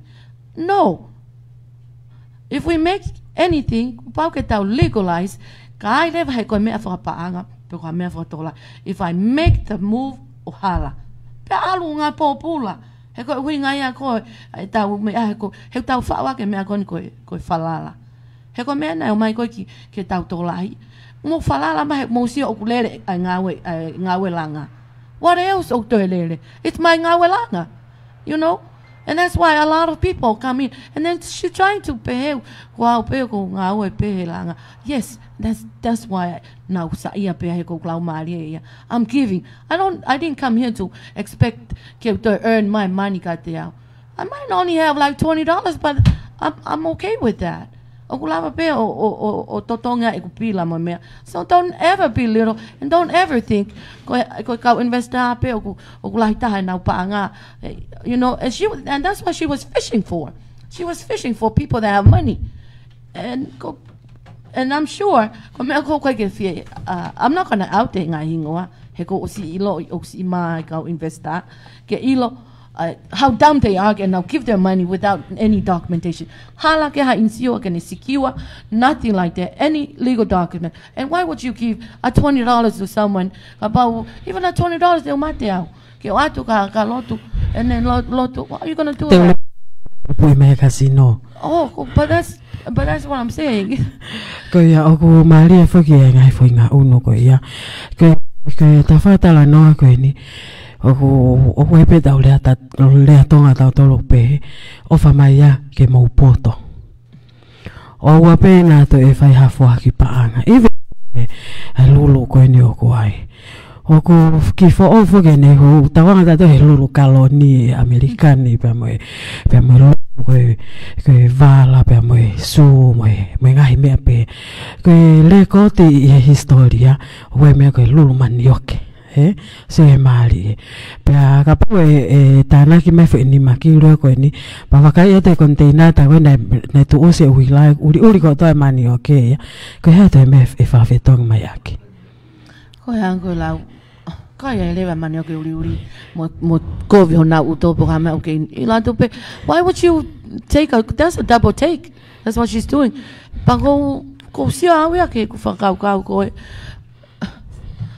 ko foi fora pa ke ko ne foi mea ko ni ko ai banko ai account o kai ai no inga ka ai ho fine matua ko toki whakau ia ke lewa ke ai someone else instead of her or me ko ia ne mahino pe ia ke toki foi whakau fo o pe nei fofoa ia tu vai wa o ko Malia ia wia e taimi ko o fai whakamaketi sai fo to ai panke pe ia share lele pe ko tau panke pe o tai ho mo share put in ko to mai he to ta hafe ho mo to tak to luafe Amerika pe ha ule vai ki ta o smahino pe ia o kai ke talia I tonga ke fo to ha panke ne tonu ke pe he mai mo ka ta ki ko o kai ke lava tau panke pe ku cancel tau foi tolu miliona tau hiki ga foi project eta ko tau falele tau fangi fale kolo society na to mai fe fine ga te awa ne na Sharon pa ko me ma wia ai ke talia te fehui he ko o ke ilo foke e au pe ha kai me ta mai he fefine ko ni ko ku fetu tanki atu me ha pai ta haua pa o vakai ki ai ko vahenga ni o mo ali finao tala mai he fefine o kuai ha o ma Lotu ki he vahe ko ni ngai pa anga fra vahenga pa talange iyo ko ilo pe ko I he kilo ai pa anga fra vahenga pe a fika me ai pe ko kolo fiha ko anta he vahenga ko ia pe a vahe ke ngai project ke tofu hia ai ngai kolo ko to o fata tau pe ke na foto to ai kantite pe ko fa fofonga pe mo me mi pa kolo ko ia tala mai he fine ki ko ni o ko no fo wia I holo peka o mo kolo ita pe a ku nau nai osi fanongo pe ku vahe I mai foi paanga e taha mano ke renovate pe ke lelei ai fale koloa ke whakalele ai society ai patoa pe a ki mo tafu ua he ko nau nofa wia o whaateu polokalama le tio ko ke whaakawa wia he hu ko ke loki mi sini ko talamai ko o ko ki hu ki loki mi sini o faile atamai me ai ba hu mai pa o tuku peke tala noa pe fine eiki pe a talamai fine eiki pe a ko omai e taha mano ko ne panga whawahenga ke whalelei e whalikoloa pe a ko foi tala noa whai anau tole whakalelei a ke panga wahenga pe a ko whakafonu ko a Lotu ko whalikoloa e whakafonu ange ia e patoa kolopolo pa kusi kei tari mai a hapai ke whakafonu pa ko ne tala mai ka te au e Lotu oku ke whanonga toku maha konteina me Amerika ke whakafonu e mau whalikoloa ko ngaku ke he me akai ko siaina ka ko to e vakai atu awia ki whalikoloa ko ku lelei tonga ko pai mai pe me siaina o to hiki ha ke whalikoloa society o ke whakau he tu ongai marketi e alu ka hiki fi te nau alu ki siaina ni onge low e quality ka maa a fota polo ki tau masiva pe te nau alu ki he koloa siaina tatau pe ka hiki e price ia ke to ki maulunga sige mari he I kai ko mari e taha foki ko foi grupo foki ia now you guys see how connected they are the hapai the two representative from hapai and then a devil ko na whakau pe ia se o ke kai ke ai ke fair share ai whangaki I motu ke divide ke nau ko fe ia ai vai tau ka pau una ke representative as a patoa o kia te au ka hapai ko ke lape ka maka mo to filia ngo mea ko ni I'm sorry, but I'm just going to say it with please have an open mind. I'm just going to give you guys my thought. Yang ko whakau. Ai ke that's how they tie. Ko winga so ke foi ai ke foi ka ko ya. Ai tau lai se ni ofaki hapai. And that's when I started I say, okay, here's people from all over Tonga kai ai nia ko hapai pe and that's ko winga na ki ka hange ko whakakata tu. He kai ke mo lava e mo to atamai ke mo ha o mo ki ka hapai me he lolo e se wa kai pa ko me pe ke fa ke fra mala ala te fo ko ya ko o kai ka pe ha ko ka me lolo pe ko mo fa ka ko mo praka ko si amane o ko thiki ho ku si amane o ko me ko tala tu ai tu ko ka te au ke hanga pe au ko ipe ai ka fi master te volo ko ni they playing with me ke nau whakau mai ke nau mau connect pa ko ai nia ke tau ofa ki hapai ka kai ai ke tau whakau whakalelei ko sio ke huka e te volo mo kaka ke tāna ki katoa e umotu pa ka matai he hapai how ko fe fo me pa ko ki mo fisi o ku to ta han me hapai lo ni line le te o kolope malo lelei Marley. You. Oh. Pero pe nga filafo aqui. Ko fo que na kau fo que muy ate a segon motiva. Pa o fano que taimini le ko. Te mo pe fo ko ka ke to mavahe. Ko nga ku ai. Kako e kupou i hanga whamama o whamama e sirone mea kupou. Ne mo pe ma masiva. Me ma whanki koina e lafu atu. O koni atu. Kako hanga e sirone o whamama mai mea kupou. Kako upopo e pera sirone. Ia taimi. Na te wharere ia ki mua koe. Wope wafe. Kwa tahake whiri. Ketau ki whau tahaga fui. Ia petaha. Hei taimini fuku kwange kutau ki mavahe wa hei taimini. Wanga pe fuke hala whono ngā. E pure a tahai au. Hanga hala whono ngā. Popo e pehe ngā ue. E peha taimi te mulawa ki muhanga au. Roa mo palpare maga te whataha tau. Alwatu me ofi e ua ke wataha. Nunga koe teu e asiri. Koia. Ia o whatu da koe Lotu mo Seroni. Malo e ngā ue. Popo mai anga e taunga au whai. O whatu. O whatu. Malo e si whetu taki mai. Sharon, te whai haa whalele. Toa ngai pila koe ni uwhia mau ke whakatontono. Pa te upehe te whakalele. I'm not a hard person to talk to me. Koe tau whakape o laini mo mea koe na tau makamata aki. Of course. He ko mea koe na whaake kamata koe tau teke ke tau pure anga. Pa koe ngā ue koe ni. Ko anga ke tau hanga tau tolo o preach pehe o ku aivi sone mo mea yet. My gosh, tau toi paite pe tau toi ulu i kau mui mui. Ka pau e lava ki whafoke ulu i kau mui mui. Teu whalelei. Pea nau osi ka ke mou toi whanonga mai pe. Ko tō whihaeni e ku whekau ke mau whakata. Avek toa sila. Ma whakataha ko. He kone ki ngā ue, not too far from my house, so I say, okay, come to my house, I'll give you my address. Whekau mo wheau ke na hao. He kona kamata tala noa lewa nau ai. Te whoke mea whapolitikare ko mea koko itai au. O ko whei au o ku mea pepa ngaka ko toi tuku aki pēr kau investa e nau tam heti ko e kau investa. I'll feel more au ia ke kakai kone kau ngowe. Pa te utok whoke mai ke tau tā noa e peko haha tau solova anga ki kau ngowe. Kau whoki mai ki tala noa whapolitikare. He koe mea ea koe nau manako ai pa koe mea o kou kei tuu ai. Ai e ku talatu ka naua ke mau tala noa. He kona kamata ke na tala noa naua. O kai na kea naua ke tau pure anga.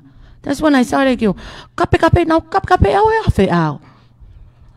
O pehe kape awhi au pa o Pana hawe pa stand stay ki talatu pe o ai ma ki loki pa mo rila ke mahuki ai.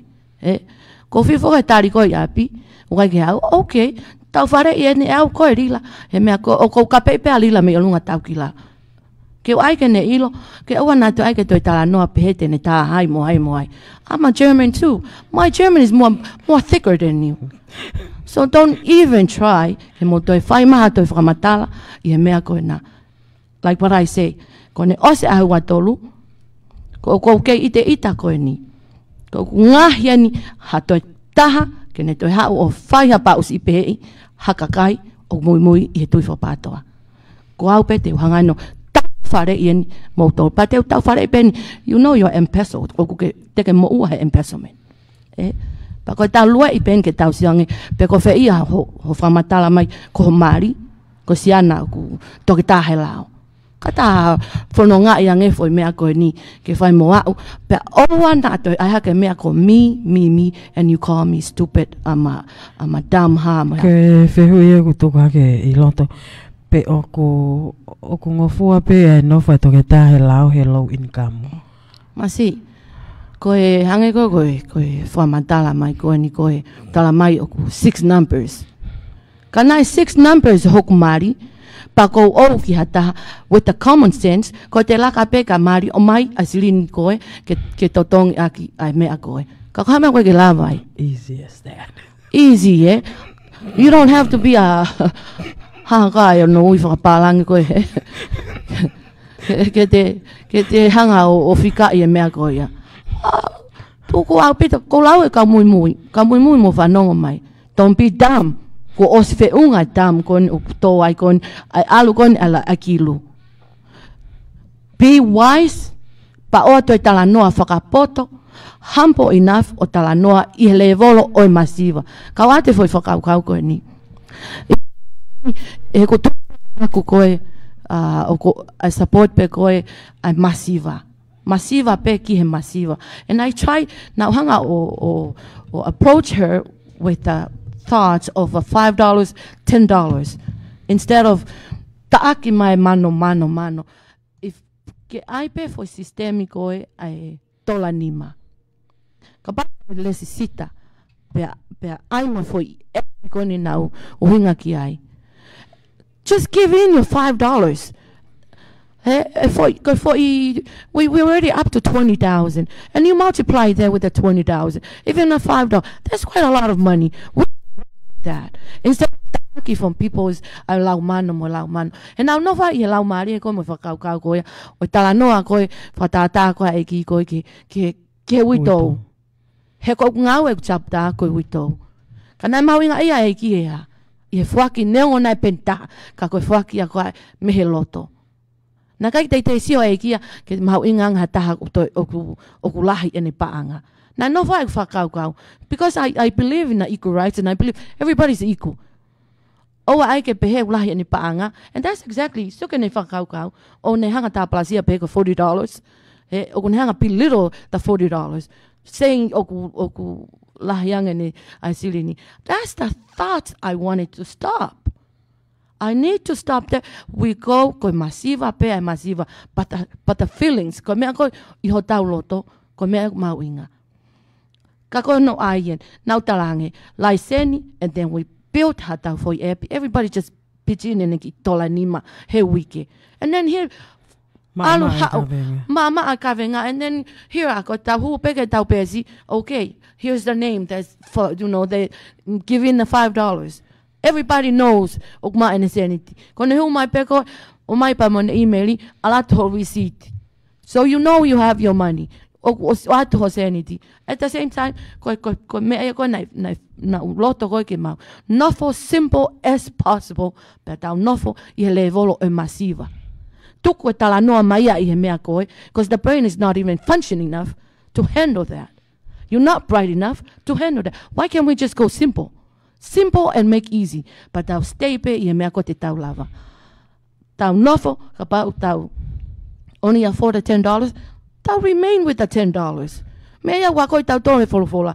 Nofo, o tau lere whawheunga mo tau iwi. He koe mea kon o tau flanki ai koe poni, pea moe palokalama koe ni koe tau lere ke waweang I ho tau mālohi. Ai ke tau nofo ke tau, ke pehe you're the person, whaka, koe greedy pea moe hiki sia. Koe lau maria koe tua koe o tau flanki ai. And o koe au kia te au, oh, I accept, we'll flunk. What else can we do? Oh, I loi, I get to loi ke tu, o I get to loi ke international law. Because this is the fact. The fact is the truth here. And I'm not like, okay, pick up to ma ke to ayatu ba mo ato me. No, I'm telling you guys, that's exactly. And be wise. Atau no fat ko ni. Be wise. If anybody can how can taplasia ke atau paanga me. Please tell them no. If you guys don't show us this and that, don't even put in your $5. Don't even put nothing. Legalize everything before we make a next move. Malia pito o whamatala e Sharon. Pea koutou o kutahanga o whawhanga to ai atamai koe ni o I kakai koe o kunau fia tokoni. O kunau te tau tolu. Ai tau nofa tau tolu I Amerikani. Pea tau ngawe I ai paanga lahi. Pea tau whakaamu ke vavaya te ki seni te kou tau mau. Ke o tau whamiri pea moe kakai koe I tonga. Pea nei hoko pelo to whare e pātoa. Koe foi whamiri pe ta. Anteo o ku tau hao e konga ki moi koe ni o hoko ai e mavahe ua. Ko vakai fope ke ni I kunau whenga pe ke whai a lelei. Pea ku os mahino pe Ka pau te mohanga o mui e ngahi polokalama special heart talk ko koen ki mui ni mai. Nei me lahi ko te ape whakalea ko eku. Pea nai sai pe ia ka pau ko haaksenit pea aku.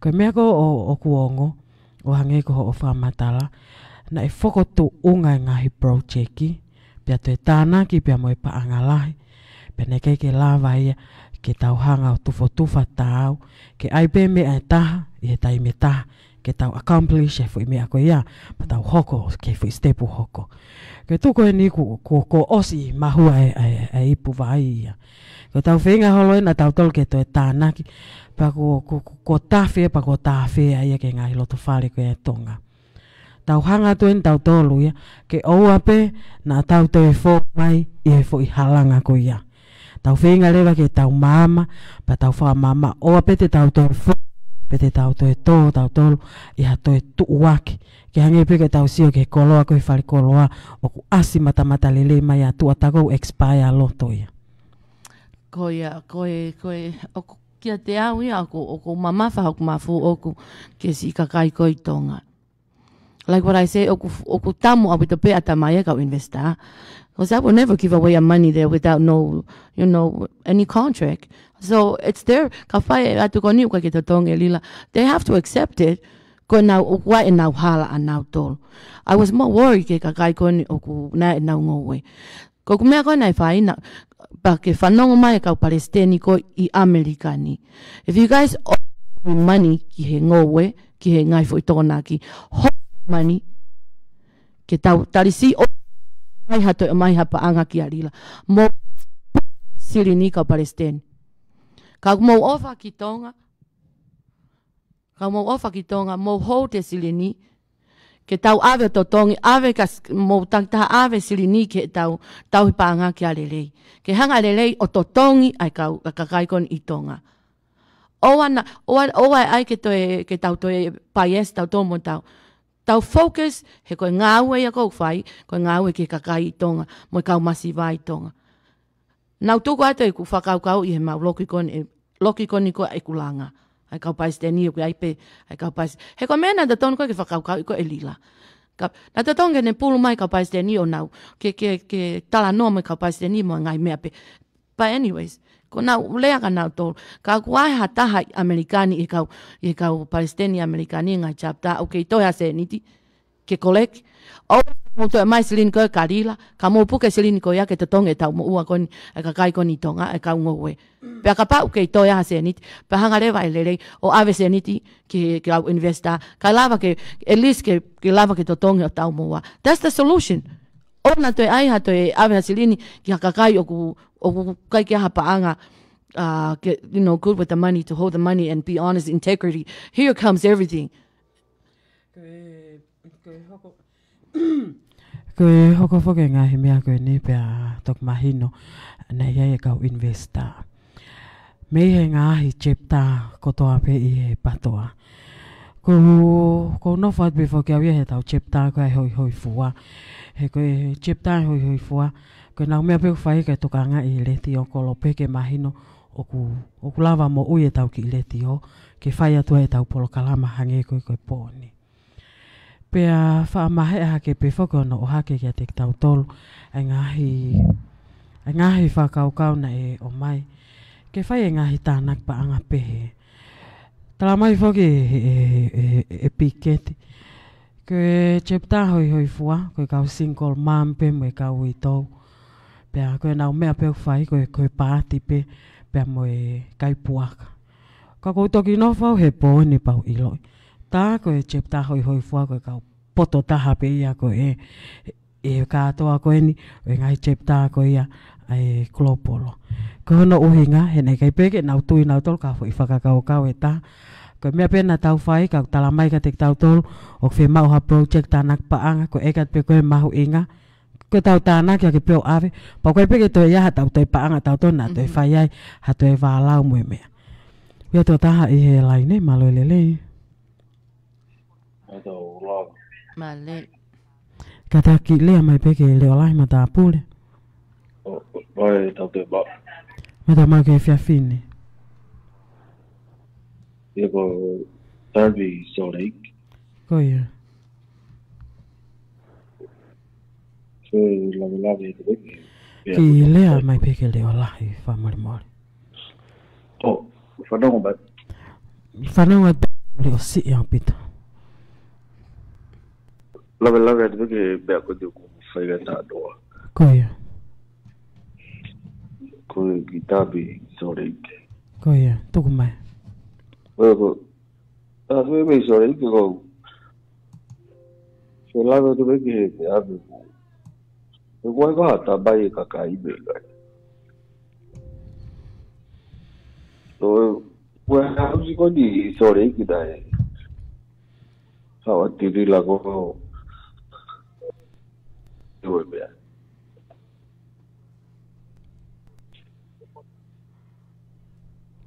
Na fiwe ona wa hausi he. To ta to ka tiri la ke. Ke ve tu ta ki mai ke warehouse ko to ga ko be kai ko dai tuku ko ai fa ho wat ki ai he te ku to tongi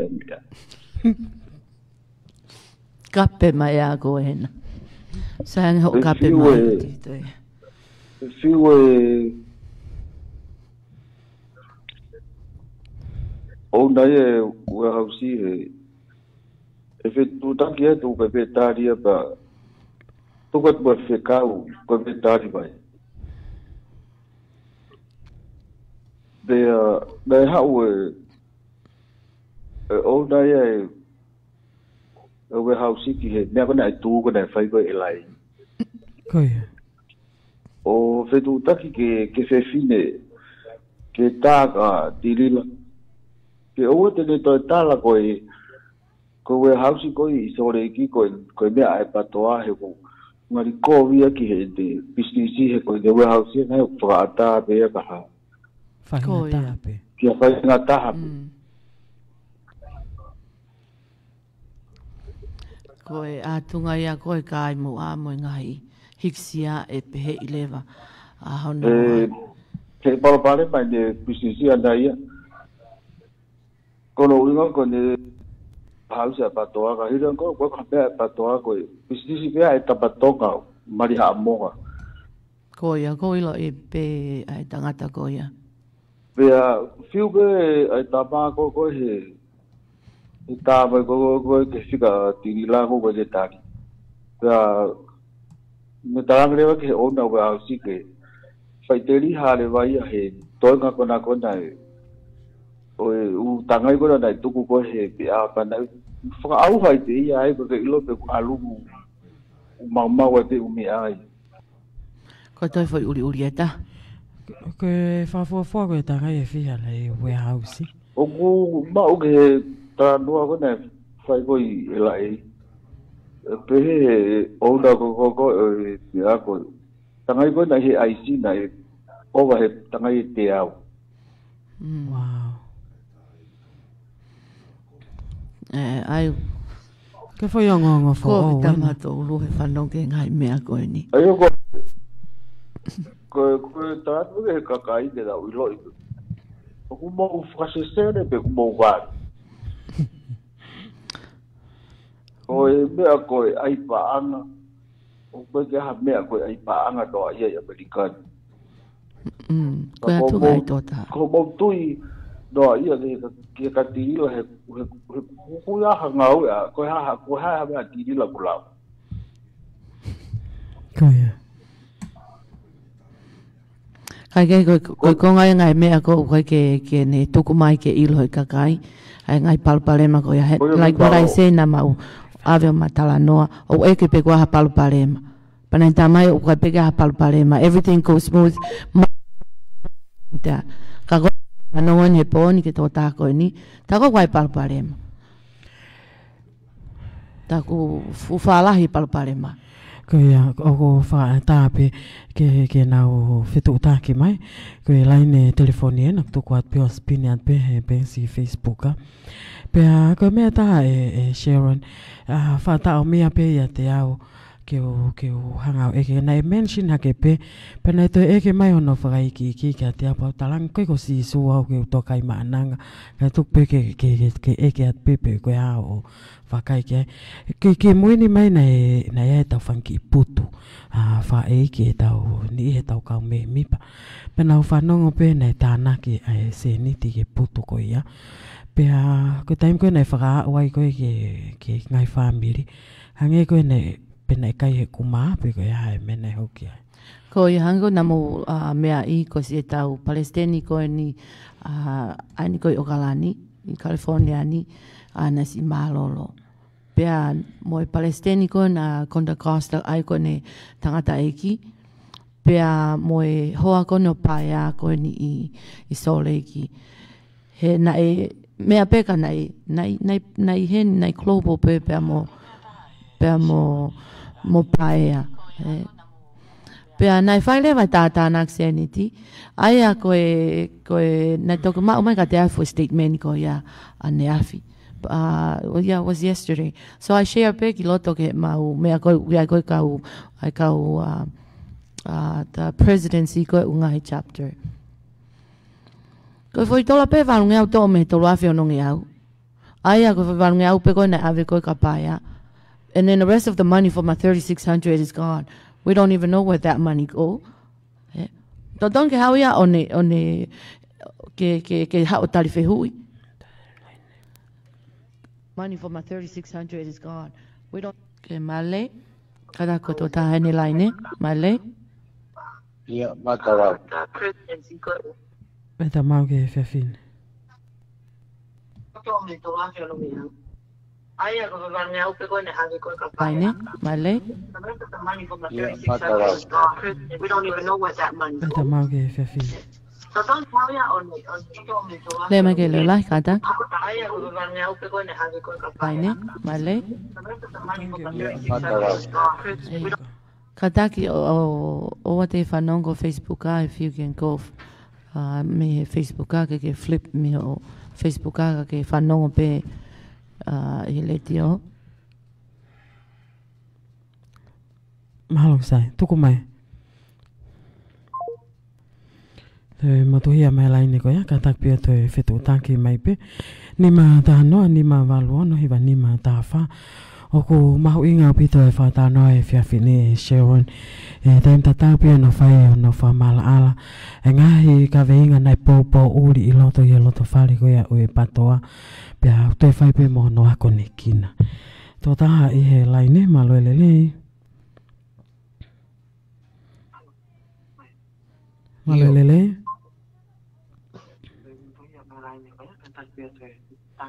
Hello. Kuai palpalema pa mo e tō tā koni ka tau whuk pe tato ke tau tā noa kon ke silin putu. Koia. Ale. Whanongo mai?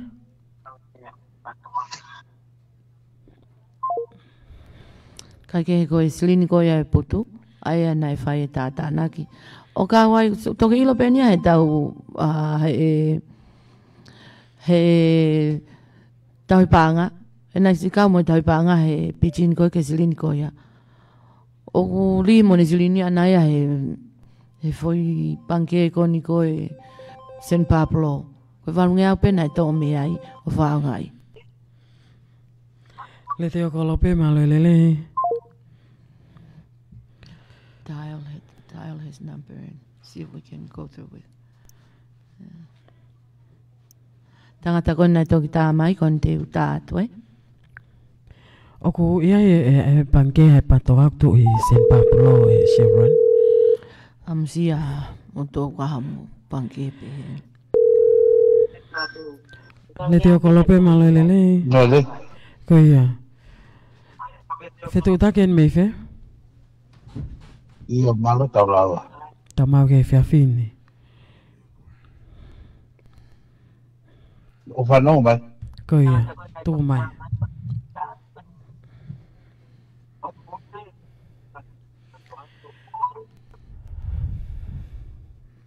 Any day now, man.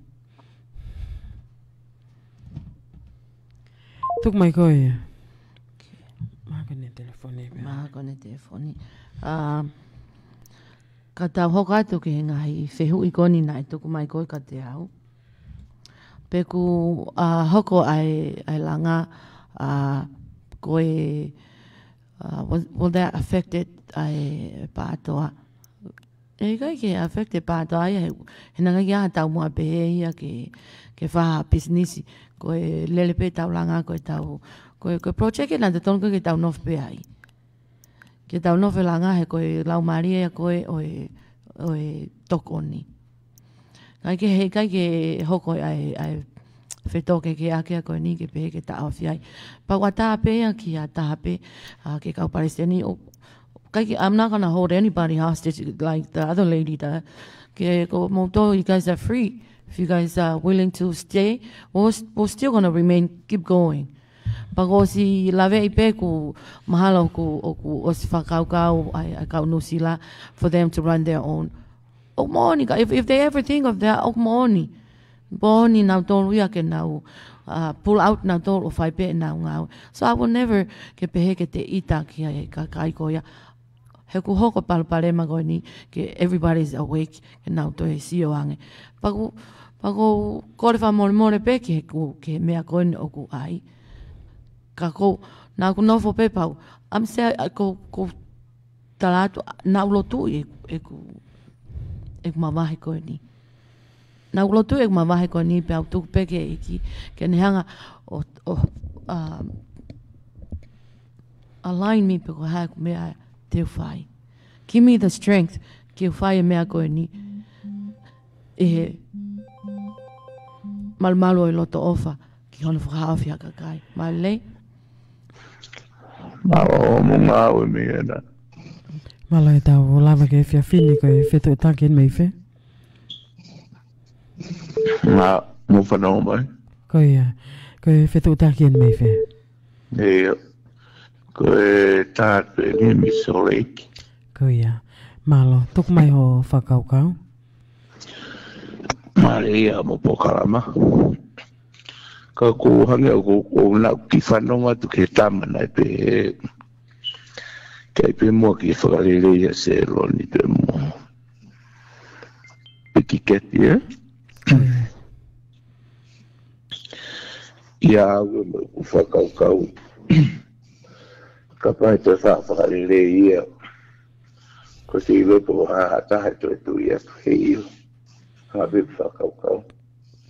Ke ko tu e tai mini ko mo whatongia whai ka kware I whoke ata ki tua e. Ka koe ngai me ko tau kona mohanga o ki te omai. Kona moni o nai e ko ngai hingoa ko mahe a hake. Tu I wata. Ko e piki ket. Hange ko tari wakao ya. Sike ngai ngogo una o si lawe a kovi au pito. Taka pai te whakarele ia. Ko ke ilau ko whakahile hira tu ai kau follow au ko ke ilau pe. Toi a hata aia e toi tui ka toi rea whai mai. O au ki haere mara ta whakamoi. Ko ngai whake e whai tau kawe I tau mea pehe ko ataki tua e ngai tau ngā ue. Ia ko ia ia mo whai.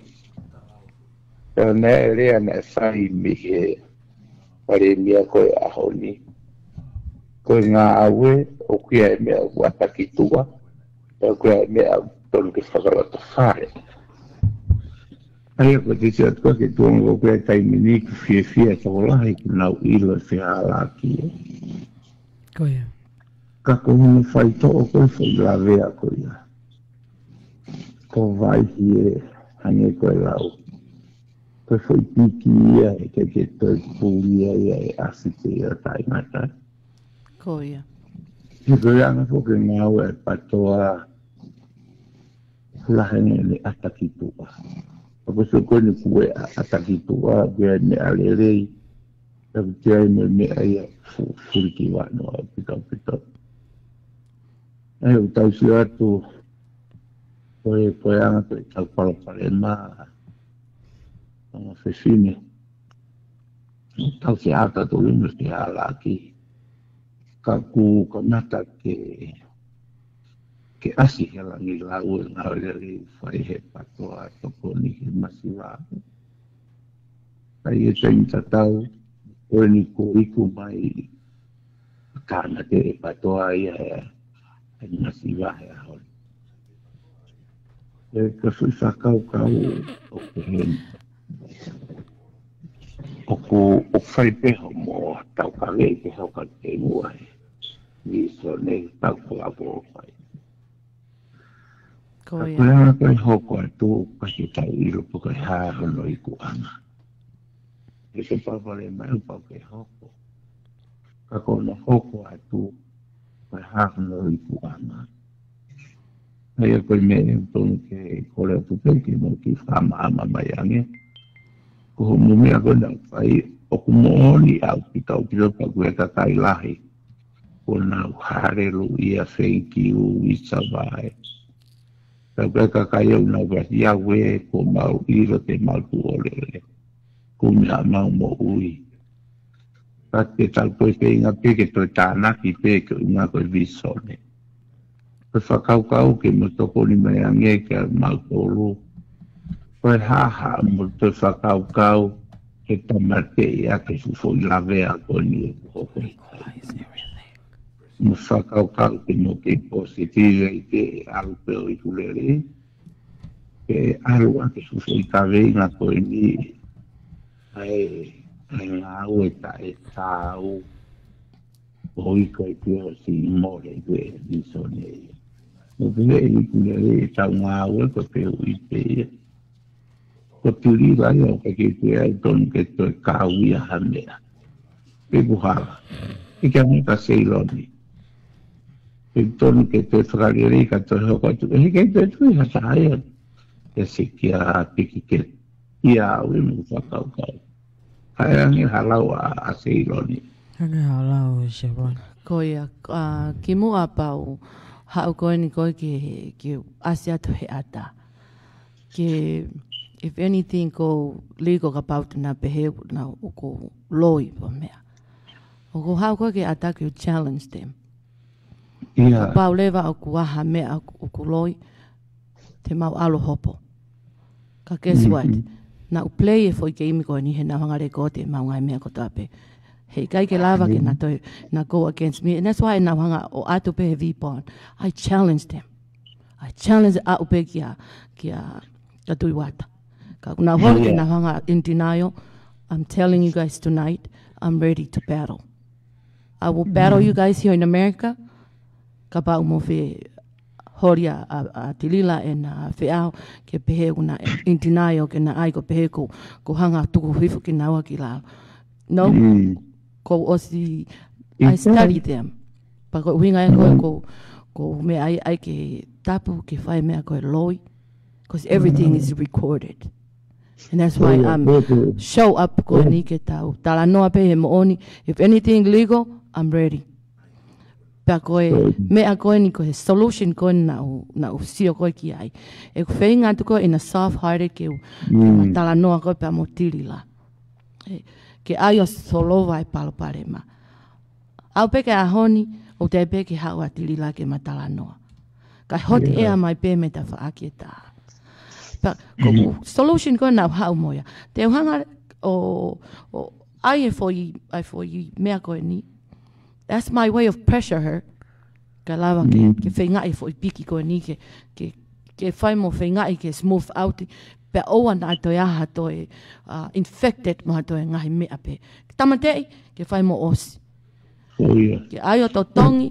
Ke pressure eni a tilila. Pa ko te pressure pe ni te tau. Wau pen te tau pressure al whakalau. Ka pai hop in mai kau investa I'm ready. Kono ai ni ka kai koe o na nau toi whai e mea koe kaka i e mea whakapanga. Koe pressure penny ke ne to tongi ka paurewa waha 6 numbers hono mari hop in with the 6 numbers and pay the tongan. Yeah. Kono mona na mea koe ka fufolo ia. Ke koe na si tu umati lila tawa mai na hanga hono mari o pei ofu hono fuaki. Toki ilo muta koto ilo intani na no whai.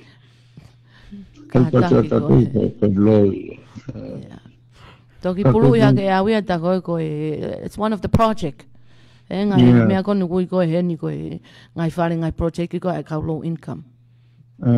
Pako mea una nofo ai. Peka pā ku ne hori ne pehe ko lau. Pehe hake ke ka tau fola e tau toi ngai mea katoa ko ia. Piketi. Ko miho mo kau tama ko nau ko kei pehe ko te mo tokoni te ke lea whaka family ki ai. Tau aile tau toi mea ko ia. Ke whai mo osi au pito kone osi pe koe mea koe ni pe a tau wako kotoa e tonga kotoa i muri mo tonga. Ke tuku e mea koe koe kaka i koe. Ko mea koe ko loto ma mahi taha ai. Ai hori koe ke nā omai ke tau pai auti i he foi whakaukau koe tau tui ke pātoa. Pātoa itself pe koe foi lea ka pātoa o whakawha pe ia. O hange pea koe ngai siasi. Whakawha au pito pe ngai siasia. Koe vai whakafoi tui pe ia. Pe aua nā toi hoko me ea koe ni. Ke pehe ke ai, ke pehe o kukovi ai pātoa. Kai, whaafofi pe pātoa aia. Wai kakai lelei ai pātoa. Ta awhi pe ai fo i palakuia koe ni, ta awhi au pito. Ka tau nofo, ka pau tau tui mo oni ke pātoa. Tau alo ke mea koe ni ko o omai koe ke tau nofo ki ai, ke tau alaine tau mo ui mei ai. He ku tau hoko koe na mea koe hoko ke omai koe ke whaonga i e tui wha pātoa pe ko a track aki e kakai pātoa. But coming with their own enau whahinga agenda pe anau tō ke take advantages ai kau lotu. Pe koe kau mea mipa. Ko whai mea pe e taha aku e whai mea ua ke loto mo i lo pe i kai. Uai whoke e mau tau whanongo pe a tau sio ke ngā ue. Nai ka mata mai koe ai lelei e foi polokalama koe ni. Nai ka la hono teke ona ia koe foi mea whakawhani. Ka pau te tau whakatotoro ka kai o unau. Tu feka he patoa. E whukakai pāmiri o atiris. Pei e teinta tau pe ko toi hana e tirila tinai. Hana ia te ke i mea whani e tala. Peke hana whakawhani ia hai. Pero me avoke tai ni o kui patoa ia ko ki le whakahapai. Pe me ia hapai. E kona ko whanongo hake o tala koe ko hingoa ia pang e kuai ke tuku koe o whaki hapai. Ko o pai ki tonga. Au tau pe ko mafuri rewa meihe me whakawhamiri o me whakahapai. Sia ko whakapona e taha tongi whinge vete. Ka pere hono pe te anga ko mo whinga ke tō atu uata ke whukaapai. Tō atu pe mo hali wakaola ke whukaapai. E tō mo tirila ke whukaapai. Ka tuku katama e ua pe katama ni ua. Wakawa pe whakareare po i visone. He ka ikai. Te nau fusi pe. Pe tō e alu pe o tō pe fuko i puru ia mo tō i apai. Koia. He kona kona na tō teke ai whaniri. Ua kape pe tā ke whaniri. Ko fui whakapona e ke tau ilo e tai mini. Na kusi whanongo me pe ka ai ope. Ko toko lahi ko kusi ka inga hapai. Oh yeah. Ko inga nā mai ke teke ko inga ko bisone nau takata ko akilisti. Ka moni pe ia. Na ko mkina pe tā ke kore atu ka moua. Wangi ka te au koe ataki tua lala he tāu. Munga hi mea pēka ngai pisoni e tangata. I au e kutio au ke o wangi e koe koha misone. Ko fufoi, hange a fufoi hulu. I ha foi ngā au e ke whai. E kapate tau sio he pureanga taimini. O ke atai ki tua ai. Ka ki uroa ke lala he tāu pe kui ai. Se koe kai ko mai visone. Ka kutanga ni mai koe visone. Ai mea. Hanea koe hapu ilea ngā ue ke mui ki ai. Ha mea ke whai. Ka osu kai patawa le mai koe visone pa. O hake e koe na whawhamiri ka ngā tira a kahi ki tua. Ka osu koe a kutanga le mai nia koe mea a ana. Ka osu koe mea te tau e nā puki ai. E whoki ki whakakai. Tapo ni pe mo yo pe ka ko ve ki fa no mai ka ina ko fu whakapona ia o kulahe koe kovi he taimi ko lo ua pe ko ngā pe koe paanga mo ka tati pe koe na kumosi tuku mai o fefine he kai peke a hame ai a lahe ki ai. Na moe milion na kona mo ta noa o kakai ko o kuna uli tapi pehe. He kai peke hame a lahe. Ai o tau sila tuka pati ke toi whakarelei pe seiloni e mo tilila. He kai toi tui atu a tahaia maha koe ka inga tonu pe te nau si tui atu ke hoko te halafononga kona whai. Anto ki isi atu ke pa o whatu maro se o monga aue seiloni. Iyo, malo apito. O whakanga ke Lotu te ke ilo ia ko tamai e nure atu. O, ko o whatu. Ok, kono wha. Male, to tahane tahai laine.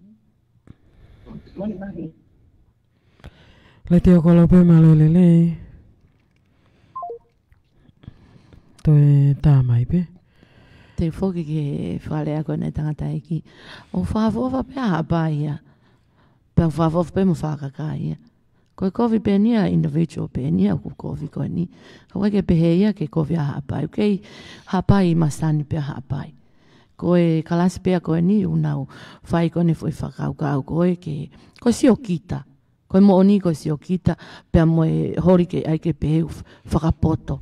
Ke peheu ku poto anga hapai pe koe. He koe whainga mentality o ku asi me whainga tala noa koe mo matakari koe ni. Ai ni koe ni ai ongo taongo whai ongo representative koe na hapai. Someone on the line. Le teo kolope malo lelei. Vale, Tamake fia fini. Fetu taken meihe. me siato. Koia. Tuku mai ho whakaukau. Ia ko ke kawat pe ke polokalama ko. Mare ia e tala noa. Moea ngai whepota noa aki. Na lau kawau ya no mui la. Ai ngahi. Ia mai tau lai. Hokot pe koe o te toi whanong koe ke Facebook ang ek tili. Ia lau kawau ya no mui lahi e. Nau kawau ya no mui lahi e. Ai. Fatogia ko ia e patoa. E na u sio e taimina e whaia e patoa ngai ngau e taimila. Ngai ngau e lelei. Pea talu me ku whanongo ko ia. Pea u sio ke anga e whakasotunga aloni pea mo tirila e taimila. Pea u sio ke anga e na whakasotunga. Sai apu peto ko ni ia. Na whakafu off. Nau mea na u haaki ai. Ko inga ko e nana pehebe e o whawhinuen. Ko e ongo poto biloua bea nau. E kusio e na hanga o kape al kakai. E na hanga o tuku hifu e kakai tola. Kau sio be. He nau ilo bea e au pehen. Au pehen e hoko ai bea koe ni. Ta koe ni ku tau sio mata pe e ngai ahon. He tono nou koe ni. E wa mea ku tono ke ilo e lila ka maa se lon. Koe ngau e ku whai. Kai e whakamomua e ki he ngau e. E kai ke aha me ai ai ola. Koe, whawhikau. Kapeu, tau whia. Malo apito whawhikau. A parparema ngai kakai ke. Iai be au pe. Leo ko ka parparema ni au hoko tai ni mi. Ko parparema ni hoko tai ni mi. Ko fuai ina whaia na au ko. Sai apito whawhikau ho na whakona ke whakamau. O ko ke whakamau mai. Pasai haka ke kape ka ke kai kape. He, fama e ko wilo ifupe ko se ka ko whaifikau ko. Sa ko na ko te ke kape ka ke kai kape. Pa tu pe ma fola ta fa. Tala tau me fa politikare na ko he foi takai at ko ni o ku ke ya kapau ko ya ai ka ko me mahata o ku hala o ku kovi okay fa ficau malo ya kapau sai pa fa matar hana tego sia tokon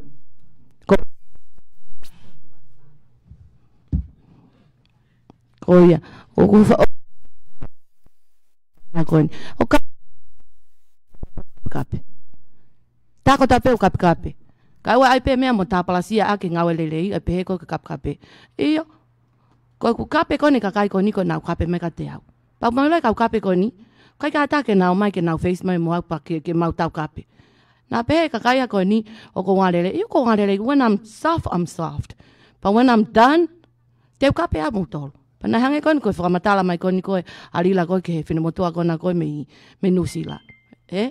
All of a sudden she kape mai. Kape au kape mai tamai pau pe ko whenga mai a ke mea ko te hongo halu ai ko kakai ko ni. Pau pe he mai lewa awo navu ipia taki mai moi mari. Ko hu online ni peno tau whenga ki ai. Ko hori ko ke whatevolo mga te au ko ku shifia au ke te volo. Namu pe mo to o ai ke pe ta plasia no it's up to a point that needs to be stopped. Don't even try because of our differences at our beliefs but I ke mo hanga ke mo ta plasia and yet ta plasia mo mau ta mai mo mau fa ai mo me no teu amo tu i mai ngutu niwa and kape whoever comes. I'm telling you guys, I'm not going to back down for anybody to be abuse me like that. Not only that, but I get abuse my mukfa now, abuse mo ta mai mukfa. What the heck are you guys? So with the kape, don't even try ke mo to mai ngai me ko ya. Mo you guys better be grateful o ko liliwa ta mine ka to kape. Lately na kape ke to kape. Ka ko fenga mai ko kape iyo ko fononga tu ya ko tu ini ma. Mo sio ki ai. E o ma ko ngutu ta mi ko itai. Ko ngutu ini wa ya ko ko niwa. Don't even try. So try soft and stay with my good side. Ko ya. Ona ke to ta ma ha fa fika o fa matala mai kape. Mo kai pe kape. Pahala ai folfola. Ka aku ke hao peha. Patol maka i fefine ko na e fayang hala. Tohi iko si su ko ilalo. Paka mana hoko. Puta to. Ona te fai mai me ako ya kapa mo hanga preach me ako ni ko Lotu. Hama ko ke mo preach e kaka. Ka mo mai ke preach me ako ni ko kape. That's just a what is words. Ko mea koe na hunga kape e koe hawa iki, ko whakamatala mai koe te nau, omai koe 5 miliona mihe panga koe e pureanga koe ake whakatolo e kape. Mai rewa au. Because I do have the cuts. Ki hao pēha, foi sa me. Pēha mo, pako whea ia a legal battle koe te mo, omai koe ke mohanga lohi aki ake kakai. Mo, i koe na nau tuku e pēha kui ngā paunga ai atu. Ko ku kape ke whai mo au, ke whai mo mahi nua. Sio ke tau tāna ko ni na tuku mai he fefine ko ni koe ke lao ke tapu i mea ko ni koe kape. Ai ko tonga pe. Don't even try that here in America. We are practicing a different law here. And then yet, don't even try it. So, ai ke hanga he kape, ai ke pehe ke belittle me like that. No, don't even. Ko hi ai kau lotu. Mo fai pe lotu. Pe tāpaki ma tō koe whaianga hala. He ko na whai ku iloangi ki mui, ko tok tangu tuen he lotu. Ka naga ke toha palakui ma mani o whai. Ko ia, ko tau polokalama iau toi miniti e honga fulu pia hoko ai taha heng a tau ki whaifasi, tau ki whawa mapa ki ai. Pa tau tōk hoko, kei toi lahi pe tau taimi, ki mo tolu kou whainga mai koe i he laine. Tuku mai o te whaifasi koe ni, ma ki mo tolu. O ko mo mea mai i he ope, koe a tonga pe tau tālanga. Pau pe ke tau alu ke ngai ta whaki koe ia. Ka koe ki whaifasi koe ni tau whamoko moko ki ai.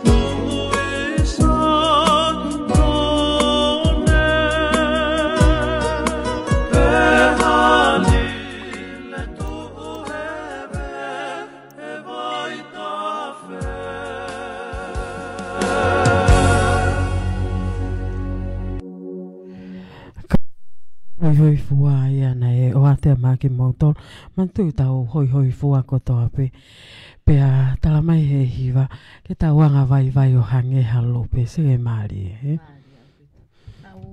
Lotu laia aku e lotu kau hau fai polokalama ke kaam peke ua teu wha mea. Ka kone humai koe ai foi mea koe ni. Pau i lai foke ne ke ilo he kau tama koe he ni. Ko flipi ake peo hingoa ko ilo katoa koe. So ona mo whakau kau ke mo tā palasia au. He ko ku foi pe people here. Ko one snap pe ko ilo koe. Ko tō tā koe nai tōk tā mai, ko tō tā hena kai paanga i he panke koi tonga. Whataha mo wesili hai ko ani, na maki tātu usi koni i he viponi. Ko i ai, o ana ke toi tala mai o kou kape, usai kape i he koe ke more ha paanga. Whenga ha o Lotu, ke totonge paanga koni koe whaifekau, totonge paanga koni koe na ka asi koe panke i tonga. Ko ia, o ana ke toi tā mai, na whai ko hanga tuku ia to hingoa. Whai akia. Sai, katau alu lewa ki he mea koni koe ki hapai.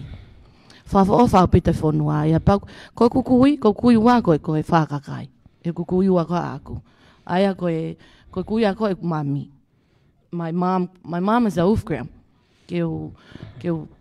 I wanna, ke mo si mahi no pea.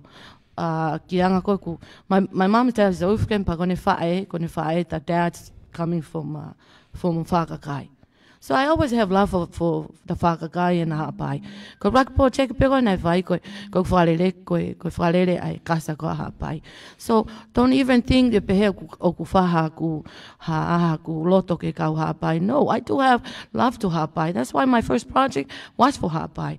Ko mea ko mamahi hai ku lau maria ku ia.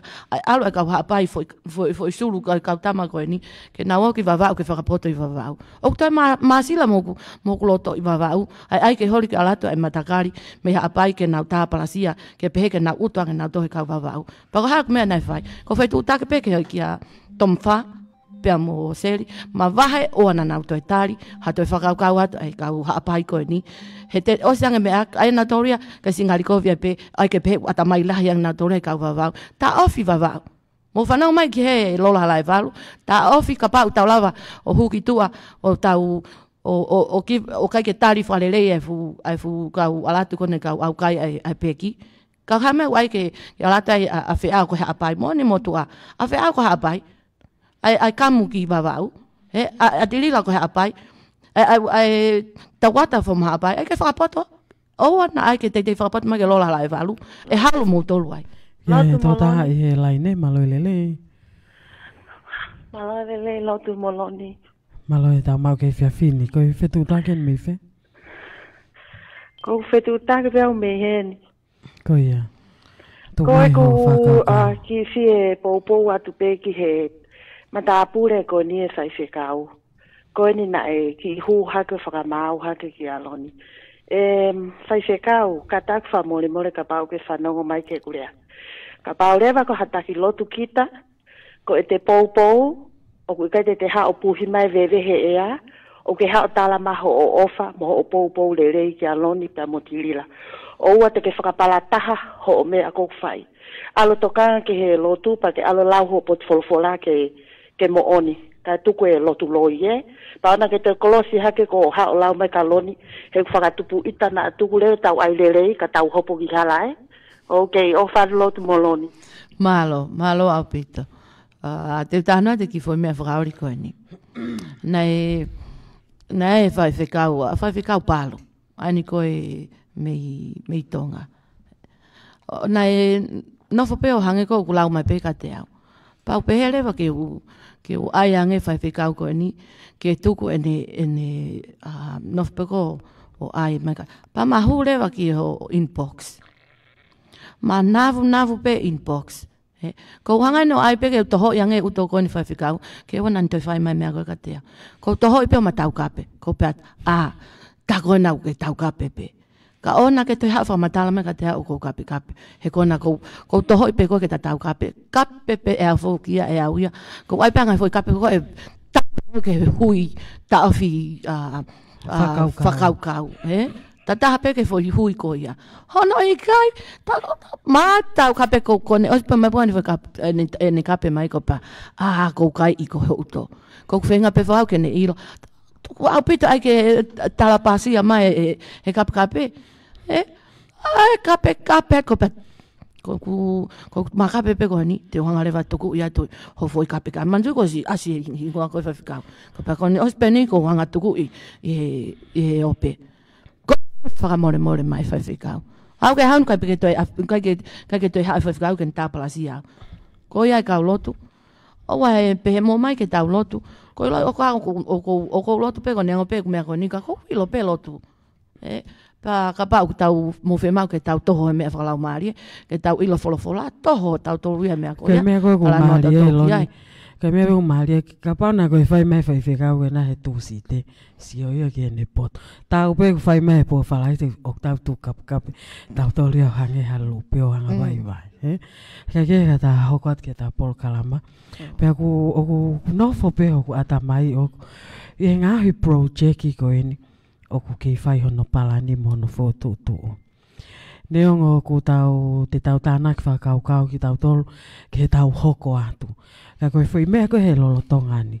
Ko os mahua I puwai, o toi aike toi tu o wana tau tāwhea. O koe whui lea ai tō ngau pe o whamai ke mou poto.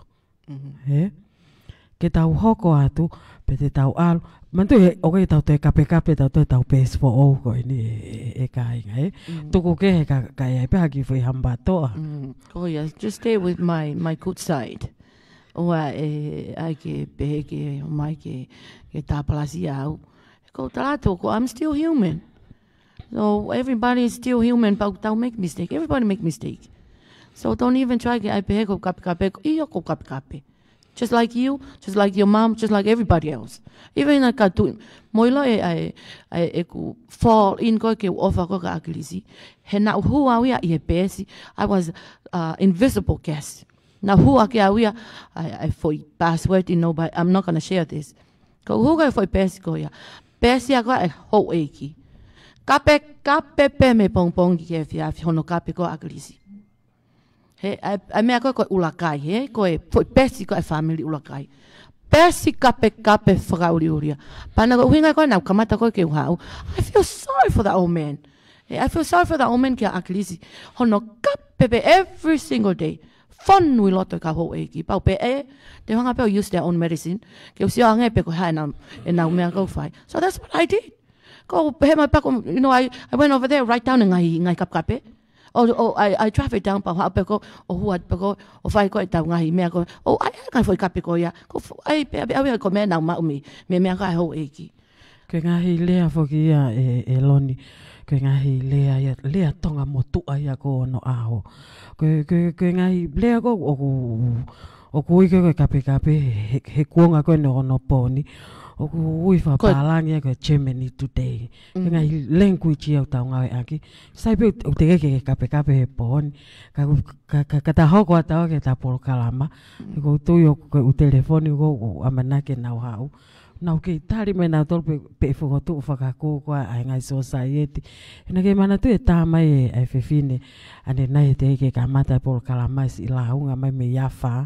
Pako talange ka taki o kai koa polis whakatotolo au pe koa ofisa tali launga. Tali pe ke hau oku ke ilo laha yange ke project ko ia. Pe koa haka e mea nai hoko ke whetutake mai e whewhine. Whetutake mai whewhine koe hange pe kon koe foi langa kona koe ke na tatano koe ke langa koe ya pai ke ai fu fare koloa lai mandu kon whakaukau e kona ange koe e piketi koe ke family afo ke kawa hafa excuse me koe ai panau renovate api koe api kon o tua e mea koe api one of my cousin that married to the family so I have connection with them and I renovated ko api, so they were expecting, according to lelei, it will be a big, huge retail store. O atu ko matu ko whakapake fo I mea koe ni, pa oku taiwhetofo. Taiwhetofo, la kātua tu iwata pēa mo ki whini motoa kon ko sau. Ko ka pai kai tolu, mo ka papule taha mo I konga, mo ka pasita na e half meti na alatu ki ai, pa mo I foi kouki tolu ka pēa whia, Paka hama nai hoko. Koe hori whoki koe ke pe mai e ka wafa. Mo pe mai o to ato mo ka paika. Ke o mai ka paika tolu pa tala mai ke mau return mai tolai wangi au. He mahina. Paka mai nai hoko. Toi whoka tulewa kwa pesi o kusi lape ka wafa aia o ai enau retail store. O tā mai toi whoka tulewa a sau. O piki. Paka maha ko foi mea na ko e pehe peha. Na ai ko ai mea ane nai I kolonga. Keke o mau kia keke o kolo polo ko leti o kolo pe ata tape. Ka koe to taha I lai ne. Malo e lelei. Malo e tau mau boa ke pin. Kore ke o panga I patapo do bebo se na faki. Faki se ke takerwele Australia. Aku mau popo apito ke nawe na kolo ku mavahe on fine pe mau tala mono wat. Oku neango koe ke mau kau ke kau mo tuanye patoa ako mo tamu ang awe ok mau willing ke mau tokoni pe hape pahinga project ke mo omai so mo tuanye ko yu kawa patoa oko kawa I tu mo ang pahinga piso dare ok mau popo patoa tupe ke hape lang awe bofai Ulawa pe ke mau tokoni aku. Koia de malo. Koia. Ko tu ia ko to taha ko ni ko whanonga ko no leo e saia ke hauia ke chepta ai hoi fua. Ko e tau mo ai ko te tau lele aki te tau ke no pe tau to langa he ko ngawe ko oku mo oni. Pe ko ke te fai ha business ia pa. Ke fai business ia pa mau mo pa anga mo ngai me ko to oku Koe, by the way, o kulotonga lele tau fo I langa tau tori homa. O ku aia koe, kai fo ke toi loto e ai a petuliki pea mo soni ke ui aki hingoa ko ari la kona ui koe ongo fo I hakano siweli. Ko masoli fo siweli. Pea e tuku lewa fo hingoa koe ko masoli. O ku na loto lewa nawa ke ui aki ai atai ofa. Because shadow of love. Ko illusion. Okay, kau foi mauhala. O illusion ko mauhala. Pa koe te tau lele pe tau langa homa lele pe mo patangata. I mean popua. O kuna koe whenga ni ai onki family ko ni ke nau hu ki mua Christmasi. Koe tau mea ofa ia ki si family ko ni. Pa koe mea nau kore ai koe ki ke kau Palestini Amerikani ko ko ni o ke ia pa anga o ngowe ko tau mea ofa ia ko ke si kau family ko ni ngowe I tonga Christmasi ke mo pu ke seneti ke ave ke tau pa anga ke ni totongi ke si ai ha Christmasi si kau ngowe tonga ko ia kainga ka pe fo ke kau moi tau no fo simple pe I tau ki ngawe o whakpekon elanga. Pero lau maria o kusai au pito pe ngawe. He like what I say, that's what I like. And that's why I willing to take mea koia. I was never thought to get return my money to me or make some money out of ngawe koe ni. Koia ai ko tau koe tu adia koe ni ko tau no pita to elanga pa tau tano mo tau teke mea fa politikare. Peka ala tu koe ni o ku lahi o tau ngai tāpa ki ngai I have some thoughts o ko si ai pe ngai mea ko o ko si whakau ki ai ke lava ke tau all benefit from it ke o ai pe ke benefit pe taha pe pa o ai ke benefit pe atonga hange ko ni ko ku te fokat ke na o ate foi whamatala koe ni koe ke tola ni ma pe tola ngofulu Ia foi whakakau ko ia ke tau hanga o tokoni I ko atonga. Ka pale if we put in with the $5 with the the 20,000 membership kau memi pa. That's a lot of money. With our first week tau lava tau langa ke how many money I mean how many houses did tau lava o financed I api ngai foi fare ko ia. Second week ka pale tau ai foi second week Te tau halewa atu ko ai whiemau ka pa avea ke tau tokoni ako ke kaureka, whanau. Because that's part of o teke koe ke ofa ki tonga. you know, first ko mauinga pito education ni ke tau whanau tupu. If we can finance, tau to konyo finance ai whanau tupu, hange koni uku iai ko yako, pea mo akapulu. Nau ave foi whakaukau koni ki vavau. O lere aki koni, ani koni ai atuna meni koi vavau, which is heko fia ku nau take ku advice ke nau ai foi mea koia. Pea koe, you know, I'm saying about raki ke tau rangawhare, ua loki koe wike wa e tau whatever we pitch in, tau aluia ke toko ni e whanau, ke tau mo ako yako, tau mo ake alu ke akapulu. Ke whahinga project o ko ike ke whaia hawa business. Ko ia. Yeah. It's all charity, ko charity. Pea kapau so koe tau mau anga mo ui atonga ko ngowe, pea mo handicraft kakai whiwhine. And then the third week, kapau te tahanga finance a handicraft kakai whiwhine. Ke lama ke si mau hanau mo ui. Pea tau whaose aki ai container. Kapau whemau ke tau hanga toko ni i pe atonga. I foi silini ko ia, ko whakaukau. Taha pepe ua he mahina o omai. Tau whanga e seni ko totongi ai container, totongi mo i kau ngowe. Omai ai mea kai ki Amerikani. O tu whai a tau tau tai totongi. A tau tau kono o tau, you know, kau pātoa members. So, tau tokone tau tola ni mai. At the same time, o return mai, you know, once a month, o return mai ha tau mea kai. Return mai ngai handicraft ko e kakai whiwhine. Te whoki mai ka tau tau, a tau tau ko tau provide. So, we'll both benefit from each other at tau giving. Ko whakaukau e na wangi ko karila, but she didn't want to take that. Kai ke, I'm going to go into it, but I wanted to make sure that we're aligning with the legal pain ke tau alu he, ke laini ko te tau alu ke aika pa te tau, you know, tokoni if everybody's willing to do it. Pa kuto ai pe mo ngai whakaukau, he tau nofe whanua muri. O wai ngai funds Amerikani, he ko mea nau whakaukau koe ke legalize koe, you know, ke tau lesita. Osi tokolahi, there's a lot of opening, and you know, mahau pe koe, mea pe me eiki ke hoko, ai mea koe ni. So that way I have more, ke sio hoko atamai, ke oa ke o te toi mohe ke unofo peo toko taha pe i langa, kai lawa ke toi whakaukau i ha mea. Ke toi benefiti pe ma ka kai i muri.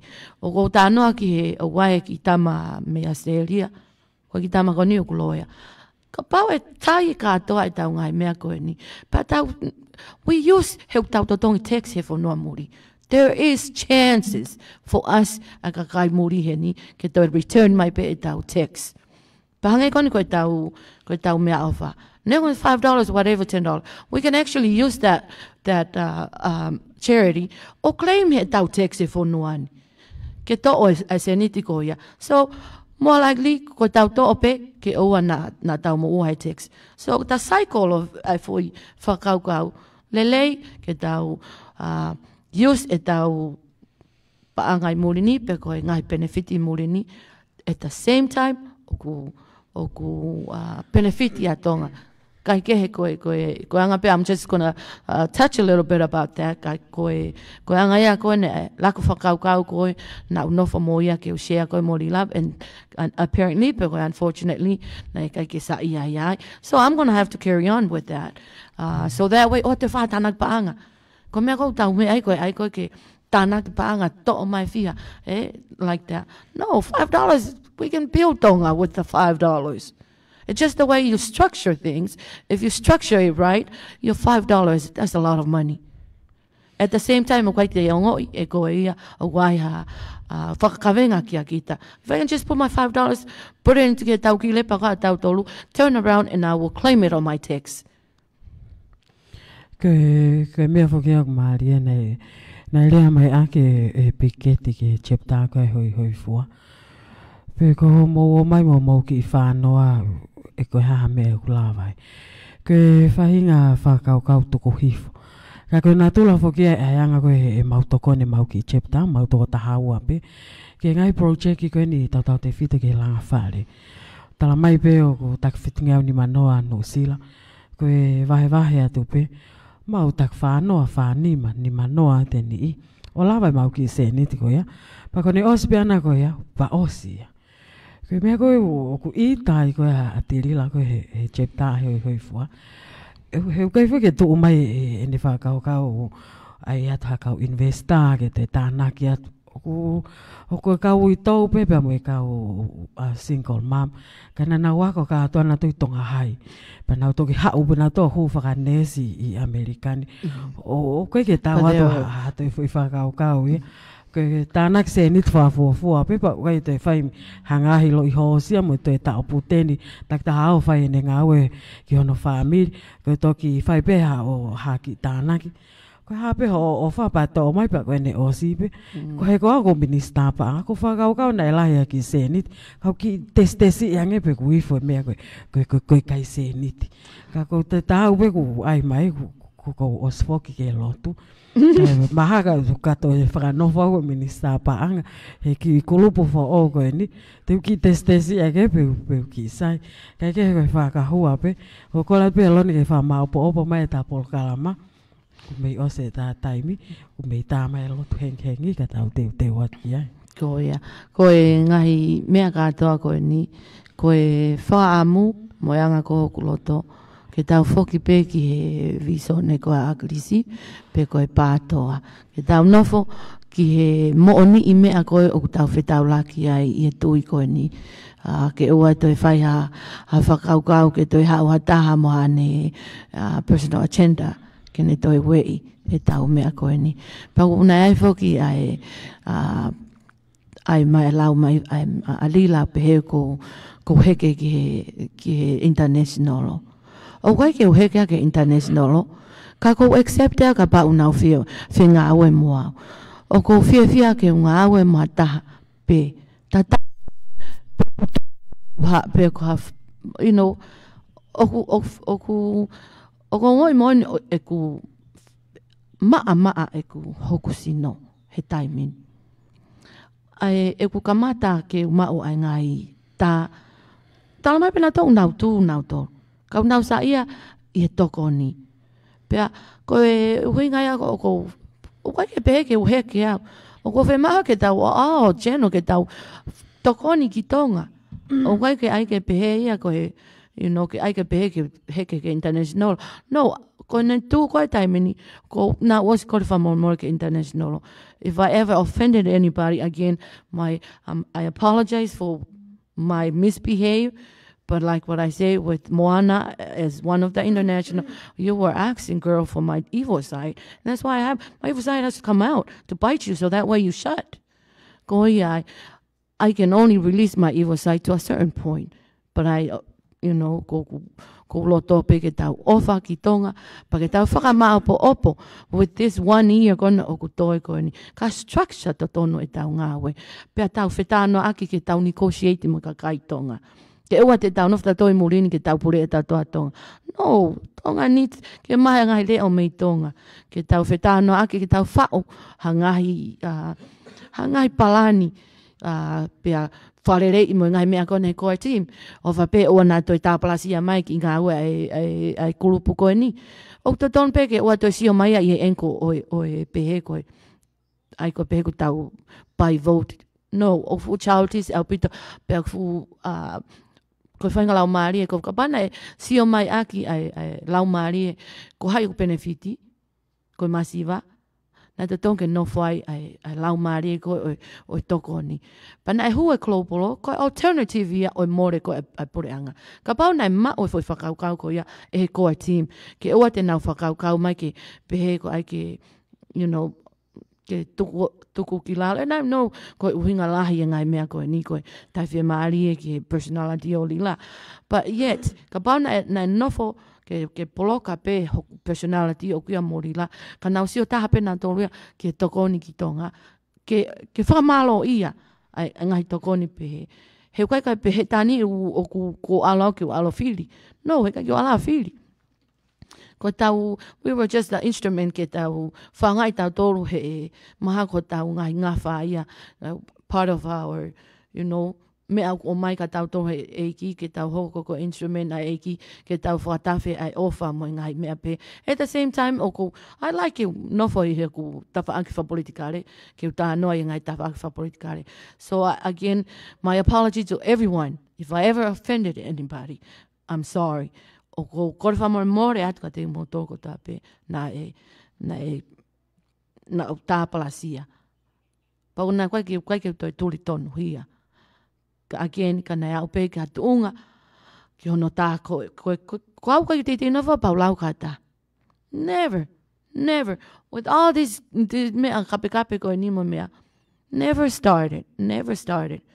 Ko whau whihia pea I express ko my opinions. Because I express my opinion the best I can.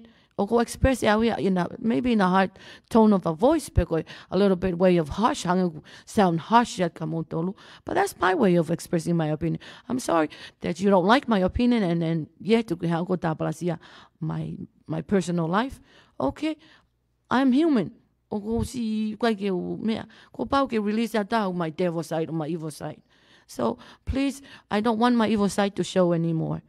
Let my evil side rest. Rest in peace. Only my integrity. Just look at my integrity and everybody ketau nofo pe tau ngau fai totono tau ngau ke kakai. Work as a group. Respect everybody. Respect ngai beliefs. Now respect pe ngai beliefs. Again, ko fa momore atu ko e fehalaki. But yes, ko fa more at kamoto. But kamata tu ko etni, mo mea ko etni. Na ki tu mai pe kap he mea ko ni pa mo morila. Lately na mo mea pe ko ki toi artikolo pe I Lotu. Tu gat pe ngai artikolo. Ko ia ta ofleva. I'm going to put my dirty mouth and locked it, really locked it. So from now on, ketau tau whanonga hangai, whanonga anga, whata tau mo lau maari ko ia o visone pātua, o amasi tā palasia pe he koe kovi ai pātua, no, ko whawhoi tui pe. Ko whawhoi tui pe aku whihalaki, o ai tā palasia ai pātua, pe koe tangata eiki nane whawhua ai pātua.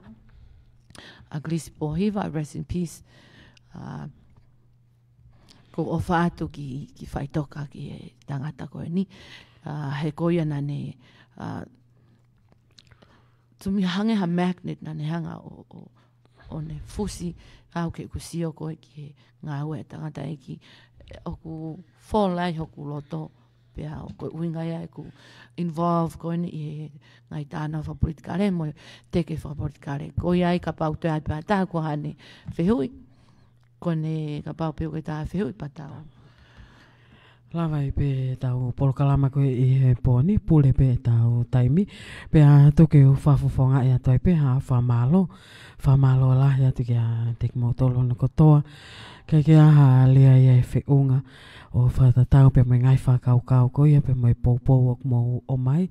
Tau whinga pe ke tau lalaka atu I a halafononga. O kutoe ki māmange pe ki toi whakate mo ka latiange pe mototonu ata ki tua a ngahi ngāwe kotoa pe o ku whai.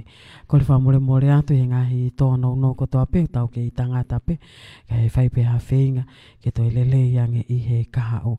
Ko ia o ku whawhi atu ki motolu ke mapalo mesi atu e taimi polokalama ko ia ko ngāwe taimi kakato ko ia o ku maa iai mahala pe ka pa e toki o mai he patoa ha ku wahe te whinga le ke tau polokalama hoko he pōko toa pe ka ko e ne tuu ko he lolo tonga ni tau ki lele pe ko ne whainga maari e pe tau ai pe a ko e whakahua pe ko ia ku ofa lahi at ka te kumbotolo hono ko toa pe pe a kai ke ma wha amalava mohe e ma mana tua o mo ngai fofo ngā pe mo ngai ngā ue oski a velenga o ko whai ko mea pe ko e o kai ke malava ke mo kore atu pe ho mo lotu.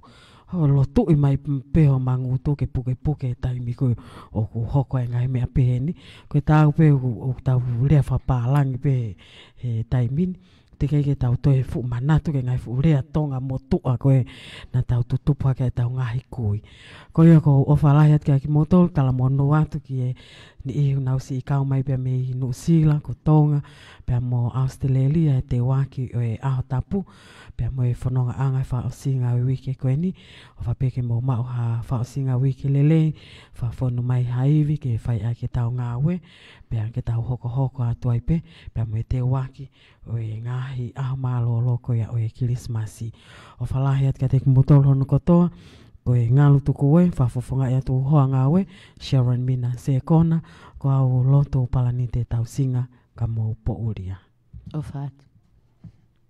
Au no me tau rululu whakamama e